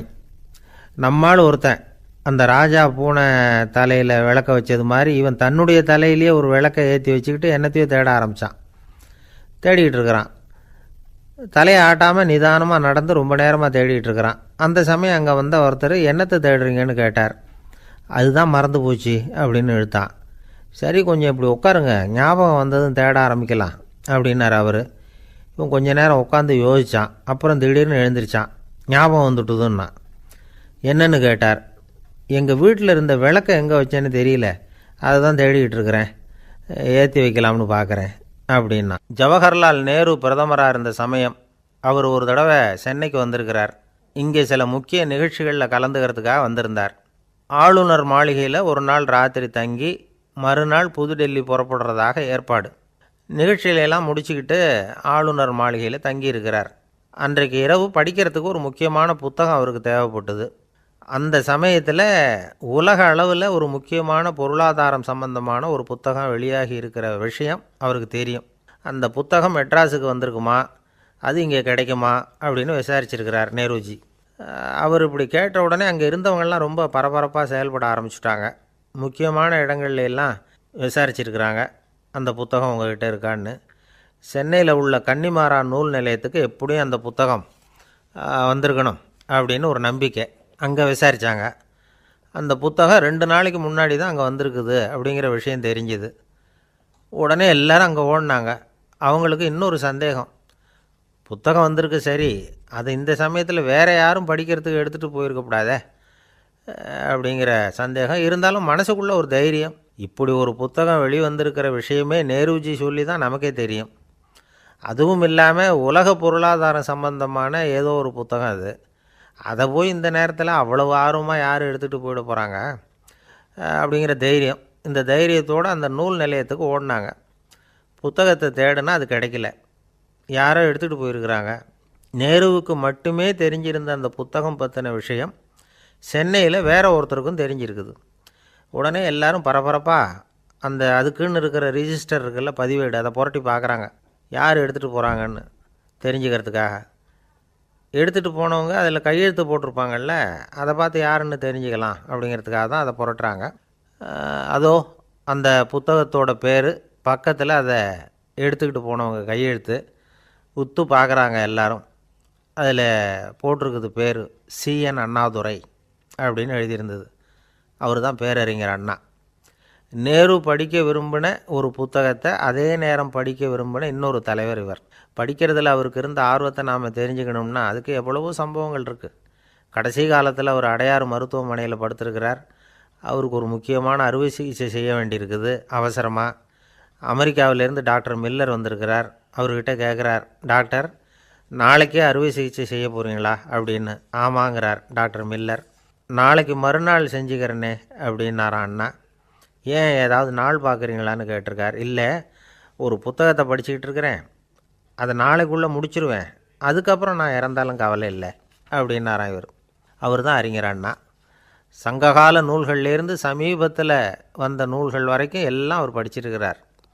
ஒரு திருமண விழாவில் அவர் பேசும்பொழுது சொன்ன விஷயம் இது. சங்க காலத்தில் காதலியை மணக்க விரும்புகிறவனுக்கு அவனுடைய தந்தை வீர சோதனைகள்லாம் வைப்பார்.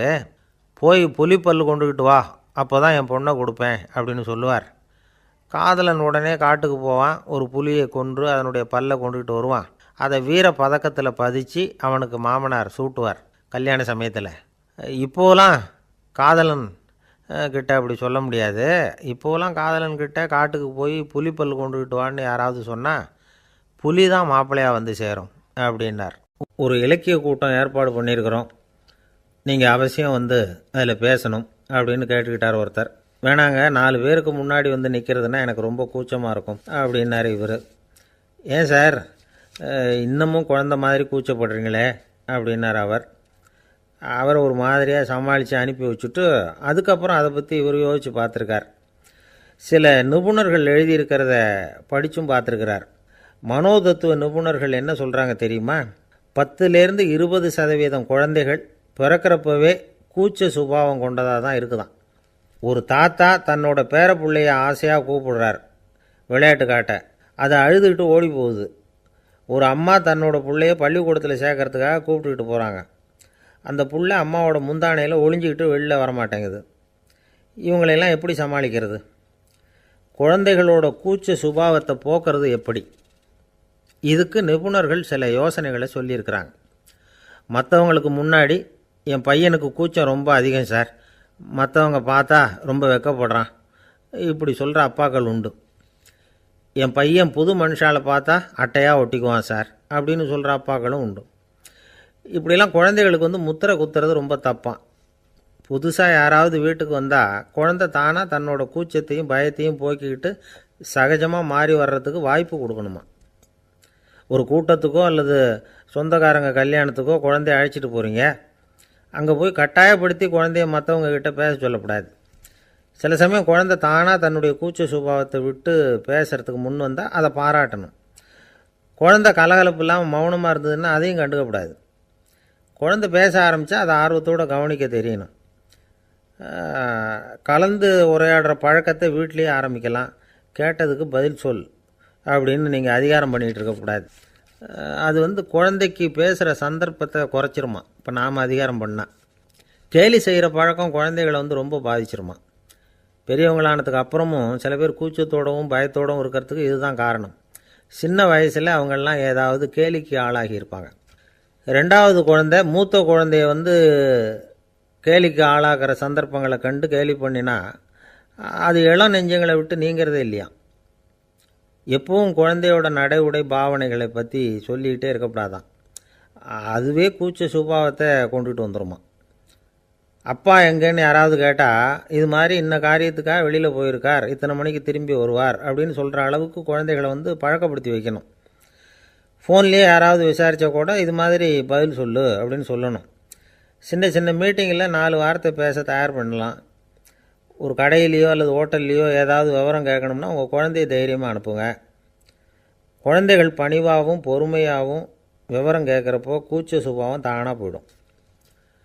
சின்ன வயசுலேயே இப்படிலாம் பழக்கப்படுத்தினா தான் வருங்காலத்தில் தைரியமாக இந்த சமுதாயத்தில் வாழ முடியும். இல்லைன்னா 60 வயசுலேயும் அடுப்பங்கரையை விட்டு வெளில வர்றதுக்கு கூச்சப்பட்டுக்கிட்டு தான் இருக்க வேண்டியிருக்கும். இந்த காலத்து பிள்ளைங்க எவ்வளவோ பரவாயில்ல, எதுக்கும் தயங்குறதில்ல, கூச்சப்படுறதில்ல. ஒரு அம்மா அடுப்பங்கரையிலேருந்து சத்தம் போட்டாங்க, டேய் ராமு, தயவு பண்ணி அந்த டிவியை நிறுத்துறா, அந்த பெண்ணோட குரல் மகா மோசம், அடுப்பங்கரையில் இருக்கிற என்னாலேயே அதை சகிச்சிக்க முடியல அப்படின்னாங்களாம். உடனே பையன் கொஞ்சம் கூட தயங்காமல் பதில் சொல்கிறான், அம்மா இந்த குரல் டிவியிலேருந்து வரல, எதிர்த்த விட்டு மாமி தான் இங்கே வந்திருக்கிறாங்க, அவங்க தான் இப்போ என்னோட பேசிக்கிட்டு இருக்கிறாங்க அப்படின்னு நான். ஒரு விவசாயி விதைக்கிறதுக்காக வயல்வெளி பக்கம் போகிறார். விதைகளை அள்ளி வீசினார். அப்போ என்ன ஆச்சுன்னா சில விதைகள் வந்து பாதை ஓரத்தில் விழுந்தது, சில விதைகள் முள் செடிகள் மண்டி இருந்த புதருக்கு இடையில் விழுந்தது, சில விதைகள் நல்ல நிலத்தில் விழுந்தது. பாதை ஓரத்தில் விழுந்த விதை என்ன ஆச்சுன்னா அதெல்லாம் பறவைகள் கண்ணில் போட்டுவிட்டுது. உடனே வந்து உட்காந்து கொத்தி தின்னுட்டு போட்டுது. அதிகமாக மண் இல்லாத பாறை பகுதியில் விழுந்த விதையெல்லாம் லேசாக வேர் விட்டு முளைக்க ஆரம்பிச்சிது. அதுக்கப்புறம் வேர் கீழேயும் ஆழமாக போக முடியல, மேலேயும் சூரிய வெப்பம் அதிகம் தாங்க முடியல, எல்லாம் காஞ்சி கருகி போட்டுது. புதர் பகுதியில் சில விதைகள் விழுந்தது இல்லையா, முள் செடிகள் காடாக மண்டி போயிருந்தது. அதனால் முளைச்சி வர்ற செடிக்கு நெருக்கடி அதிகமாக போட்டுது, சரியாக வளர முடியல, விளைச்சலும் சரியாக இல்லை. நல்ல நிலத்தில் விழுந்த விதைகள் மட்டும் நல்லா முளைச்சிது, நல்லா வளர்ந்தது, விளைச்சலும் பிரமாதமாக இருந்தது. இந்த கதையை சொல்லிவிட்டு கேட்கச் செவியுள்ளோர் கேட்கட்டும் அப்படிங்கிறார் இயேசு பெருமான். ஆமாம், இயேசு கடலில் நின்ற படகு ஒன்றில் உட்காந்துருக்கிறார்.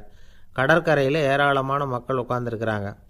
அந்த சமயத்தில் தான் இயேசு ஓமைகள் மூலமாக மக்களுக்கு பல உண்மைகளை சொல்லிகிட்டு இருக்கிறார். மக்கள் அந்த கதையை கேட்டுட்டு ஒன்றும் புரியாமல் முழிக்கிறாங்க. அதை கவனித்த இயேசு அந்த ஓமையை விளக்க ஆரம்பித்தார். இதில் அந்த விதைக்கிறவர் தான் இறைவன். அவருடைய வார்த்தைகளை விதைக்கிறார். அந்த வார்த்தைகளை கேட்கிற மக்கள் அந்த விழுந்த விதைகள் மாதிரி 4 வகையானவர்கள். சில பேர் பாதை ஓரத்தில் விழுந்த விதைகள் மாதிரி. இறைவன் வார்த்தைகளை அவங்க கேட்குறாங்க. ஆனால் தீய எண்ணங்கள் செய்கைகள் மூலமாக விதைக்கப்பட்ட வார்த்தைகள் அழிஞ்சு போடுது. இறைவன் வார்த்தைகளை கேட்ட உடனே மகிழ்ந்து போய் உடனே சில பேர் அதை ஏற்றுக்கிறாங்க. இவங்கெல்லாம் அந்த பாறை பகுதியில் விழுந்த விதைகள் மாதிரி. அதனால் இவங்கெல்லாம் வேறு இல்லாதவங்க. கொஞ்ச காலத்துக்கு இறை வார்த்தைகளுக்கு கீழ்ப்படிந்து நடப்பாங்க. அதனால் ஏதாவது இடைஞ்சல் ஏற்பட்டால் உடனே தடுமாறுவாங்க. தங்கள்கிட்ட இருக்கிற நல்ல பண்புகளை விட்டுட்டு பாவ வழிகளுக்கு போயிடுவாங்க. முள் செடிகளுக்கு இடையில் விழுந்த விதைகள் மாதிரி உள்ளவங்க யாருன்னா, இவங்களுக்கு உலக கவலை உண்டு, செல்வத்தின் மீது மயக்கம் உடையவர்கள். உலக ஆசைகள் இவங்களுக்குள்ளே பூந்துடுறதுனால அங்கே இருக்கிற நல்ல பண்புகள் மறைஞ்சு போயிடுது. அதனால் அவங்களும் உபயோகம் இல்லாதவங்களாக ஆயிடுறாங்க. நல்ல மனிதர்கள் நல்ல நிலத்தில் விழுந்த விதைகளுக்கு ஒப்பானவர்கள். இவங்க இறை வார்த்தையை கேட்குறாங்க, அதை ஏற்றுக்கிறாங்க, அவங்களும் நல்லபடியாக வாழுறாங்க, அடுத்தவங்களுக்கும் உபயோகமாக இருப்பாங்க. இதுதான் இயேசு சொன்ன விளக்கம். நல்ல வார்த்தைகளை கேளுங்கள், நல்ல வார்த்தைகளை ஏற்றுக்கொள்ளுங்கள், அடுத்தவங்களுக்கு உபயோகமாக இருங்க. இதுதான் பெரியவங்கள்லாம் நமக்கு சொல்லுகிற உபதேசம். ஒரு அப்பா தன்னுடைய மகனுக்கு உபதேசம் பண்ணார். இதை பாருப்பா, நல்ல வார்த்தைகளை கேட்கணும், எப்போதுமே மகன் அப்பா பேச்சை கேட்குறது நல்லது அப்படின்னாராம். நீ ஏதாவது ஒரு தப்பு பண்ணால் என் தலையில் ஒரு முடி நரைச்சி வெள்ளையாக போடும்பா, நீ செய்கிற ஒவ்வொரு தப்புக்கும் என் தலையில் ஒவ்வொரு முடி வெள்ளையாயிடும் அப்படின்னாராம். பையன் யோசித்தான், அப்பா இப்போ தான் எனக்கு புரியுது, தாத்தாவோட தலைமுடி பூராவும் வெள்ளையாக இருக்கிறதுக்கு என்ன காரணம்ங்கிறது எனக்கு இப்போ தான் புரியுது அப்படின்னானா. வங்க நாவலாசிரியர் சரத் சந்திரர் ஒரு நண்பர் அவர்கிட்ட வந்தார். வழக்கமாக எல்லா எழுத்தாளர்கள்கிட்டையும் கேட்குற ஒரு கேள்வியை கேட்டார். நீங்கள் எழுத்துத்துறைக்கு வந்தது எப்படி? இதுதான் கேள்வி. அதை தெரிஞ்சு என்ன பிரயோஜனம்னார் சரத் சந்திரர். சும்மா சொல்லுங்களேன், தெரிஞ்சுக்கிறேன் அப்படின்னார் வந்தவர். சரி சொல்கிறேன்னு ஆரம்பித்தார். நான் ரங்கூனில் வேலை பார்த்துக்கிட்டு இருந்தேன். சம்பளம் பத்தில். வேலையும் பார்த்துக்கிட்டு ஒரு பலசரக்கு கடை வைக்கலாம்னு நினச்சேன். என்னால் மளிகை கடை வச்சு சரியாக நடத்த முடியுமாங்கிற சந்தேகம் என் மனைவிக்கு. அதை சோதனை பண்ணி பார்க்கணுங்கிறதுக்காக சில பொருள்களின் அளவு, அதோட விலை, இப்படி சிலதை சொல்லி எல்லாத்தையும் மனக்கணக்காக கூட்டி போட சொன்னாங்க. என்னால் சரியாக கூட்டி சொல்ல முடியல. உங்களால் மளிகை கடை நடத்த முடியாதுன்னு சொல்லிவிட்டாங்க. உடனே என்ன பண்ணுறது, வேறு வழி இல்லை, கதை எழுத ஆரம்பிச்சிட்டேன் அப்படின்னார். கேட்டவருக்கு சிரிப்பு வந்துட்டு தான். சரத் சந்திரர் ஒரு பக்கம் சீரியஸான நாவல்கள், சிறுகதைகள் எழுதியிருந்தாலும் அவருடைய இன்னொரு பக்கம் வேறு விதம். நண்பர்கள்கிட்ட பேசும்பொழுதும் சரி, அவர்களுக்கு கடிதங்கள் எழுதும்போதும் சரி, கேலியும் கிண்டலும் நகைச்சுவை உணர்வும் அதிகமாக இருக்கும். காந்திஜி ஒரு சமயம் கல்கத்தாவுக்கு வந்திருந்தார். தேசபக்தர்கள் பல பேர் அவர்கிட்ட பேசிக்கிட்டு இருந்தாங்க. அப்போது சரத் சந்திரரும் அங்கே இருந்தார். கிரண் சங்கர் ராய் அப்படிங்கிறவரும் அங்கே இருந்தார். அவர் சொன்னாராம், காந்திஜியோட பழகிய முதல் வங்காளி நான் தான். போயர் யுத்த காலத்தில் இவர் லண்டனுக்கு வந்திருந்தப்போ என்கிட்ட தான் வங்காள மொழி கற்றுக்கிட்டார் அப்படின்னாராம். உடனே சரத் சந்திரர் காந்திஜியை பார்த்து, இவர் உங்களுக்கு வங்காள மொழி கற்றுக் கொடுத்தது உண்மைதானா அப்படின்னாராம். ஆமான்னாராம் காந்தி. அதனால தான் உங்களால் வங்காள மொழி கற்றுக்க முடியல அப்படின்னாராம். எல்லாரும் சிரித்தாங்களாம். சரத் சந்திரர் சாம்தாபேர் அப்படிங்கிற கிராமத்தில் தங்கியிருந்தார். ஒரு இலக்கிய நிகழ்ச்சியில் கலந்துக்கிறதுக்காக. அதுக்காக ஒரு கல்கத்தாவுக்கு போக வேண்டிய சூழ்நிலை. அதுக்காக புறப்பட்டார். அந்த சமயத்தில் பின்னாடி இருந்து யாரோ அவரை கூப்பிட்டாங்க. இப்படி கூப்பிட்டவரை பார்த்து இன்னொருத்தர் யாரோ அதட்டி இருக்கிறாங்க. போகிறவரை ஏன் இப்படி கூப்பிடுறீங்க அப்படின்னு. ஏன் கூப்பிட்டா என்னன்னு கேட்டிருக்கார் சரத் சந்திரர். புறப்படுறவங்கள பின்னாடி இருந்து கூப்பிடுறது அபசகுனம், போகிற இடத்துல ஏதாவது ஆபத்து வரலாம் அப்படின்னு அதுக்கு விளக்கம் கொடுத்துருக்கிறார் அவர். உடனே சரத் சந்திரர் சொன்னாராம், இதோ இவங்க என்னை இலக்கிய கூட்டத்துக்கு அழைச்சிட்டு போகிறாங்களே, இதை விட வேறு என்ன ஆபத்து வந்துட போகுது அப்படின்னாராம். இப்படி சரத்சந்திரருக்கு இயல்பாகவே நகைச்சுவை உணர்வு உண்டு. அவருடைய நண்பர் ஒருத்தர் வீட்டுக்கு கூப்பிட்டுருந்தார். அங்கே ஒரு கச்சேரிக்கு ஏற்பாடு பண்ணியிருந்தாங்க. சரத்சந்திரருக்கு இயல்பாகவே கச்சேரியில் நீண்ட ஆலோசனையெல்லாம் கேட்குறதுக்கு பொறுமை இருக்காது. அதனால் மெதுவாக பாட போகிறவர் எப்படி அப்படின்னு கேட்டிருக்கார். அவருக்கு ரொம்ப நல்லா பாட தெரியும் அப்படின்னு சொல்லியிருக்கிறாங்க. அதுக்கு சரத்சந்திரர், பாட தெரியுங்கிறது சரி, பாட்டை நிறுத்த தெரியுமா அதை சொல்லுங்கள் முதல்ல அப்படின்னாராம். கங்கை கரை தோட்டம் பக்கத்தில் ஒரு ஆசிரமம், அங்கே ஒரு பெரியவர் தங்கியிருக்கிறார். அவர் தான் ராமகிருஷ்ணன். ஐயா, உங்கள் பேரை தொடர்ந்து தினம் கேட்டுக்கிட்டு இருக்கிறேன் அப்படின்னார் ஒருத்தர். தொடர்ந்து கேட்குறீங்களே, உங்களுக்கு காது வலிக்கலையா அப்படின்னு கேட்டோம். பேசுகிற உங்களுக்கே வாய் வலிக்கலை அப்படிங்கிறப்போ கேட்குற எங்களுக்கு எப்படி காது வலிக்கும் அப்படின்னார். நம்ம உடம்புல ஒரு அதிசயம் என்ன தெரியுமா? ரொம்ப நேரம் நாம் நடக்கிறோம்னு வச்சுக்கோங்க, கால் வலிக்கும். ரொம்ப நேரம் வேலை செஞ்சால் கை வலிக்கும், உடம்பு வலிக்கும். ரொம்ப நேரம் பார்த்துக்கிட்டே இருந்தால் கண்ணு வலிக்கும். ரொம்ப நேரம் பேசிக்கிட்டே இருந்தால் வாய் கூட வலிக்கும். ஆனால் ரொம்ப நேரம் கேட்டுக்கிட்டே இருக்கிறதுனால காது வலிக்கிறது இல்லை. அதனால் கேட்குறதுக்கு முக்கியத்துவம் கொடுத்தாங்க நம்ம பெரியவங்க. திருவள்ளுவர் தேவையில்லாமல் வார்த்தைகளை உபயோகப்படுத்த மாட்டார். ஒரு திருக்குறள்னு எடுத்துக்கிட்டாவே அதில் மொத்தம் 7 வார்த்தைகள், அவ்வளவுதான். அப்படி 7 வார்த்தைகள் மட்டுமே உள்ள ஒரு திருக்குறளில் வள்ளுவர் ஒரே வார்த்தையை 5 தடவை உபயோகப்படுத்தியிருக்கிறார், திரும்ப திரும்ப பயன்படுத்தியிருக்கிறார். அப்படின்னா அதை எந்த அளவுக்கு வலியுறுத்தி சொல்கிறார் அப்படிங்கிறத நாம் புரிஞ்சுக்கணும். அது என்ன குறள்? செல்வத்துள் செல்வம் செவிச்செல்வம், அச்செல்வம் செல்வத்துள் எல்லாம் தலை.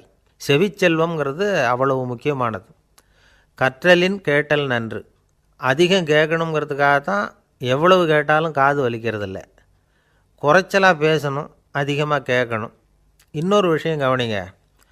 நம்ம உடம்பில் கண்ணுக்கு மூடி இருக்குது, எதையாவது நாம் பார்க்க விரும்பலைன்னா உடனே கண்ணை மூடிக்கலாம். நம்ம வாய்க்கு மூடி இருக்குது, பேச விருப்பம் இல்லையா, வாயை மூடிக்கலாம். மூக்குக்கு கூட மூடிக்கிற வசதி இருக்குது, எதையாவது முகர விருப்பம் இல்லையா, மூச்சை அடக்கிக்கலாம். ஆனால் பாருங்கள், காதுக்கு மூடி கிடையாது. அதை கையால் தான் மூட முடியும். யார் என்ன சொன்னாலும் அது நல்லதோ கெட்டதோ காதில் விழுந்துக்கிட்டு தான் இருக்கும். அறிவு தான் நல்ல விஷயங்களை எடுத்துக்கிட்டு கெட்ட விஷயங்களை விட்டுடணும். நல்ல கருத்துக்கள் நம்ம காதில் நிறைய விழுந்துக்கிட்டே இருக்கணும். அதை கேட்டு நாம் நல்லபடியாக வாழணுங்கிறது தான் படைப்பின் விருப்பம். ஆன்மீகவாதிகள் கூட ஒன்று சொல்லுவாங்க.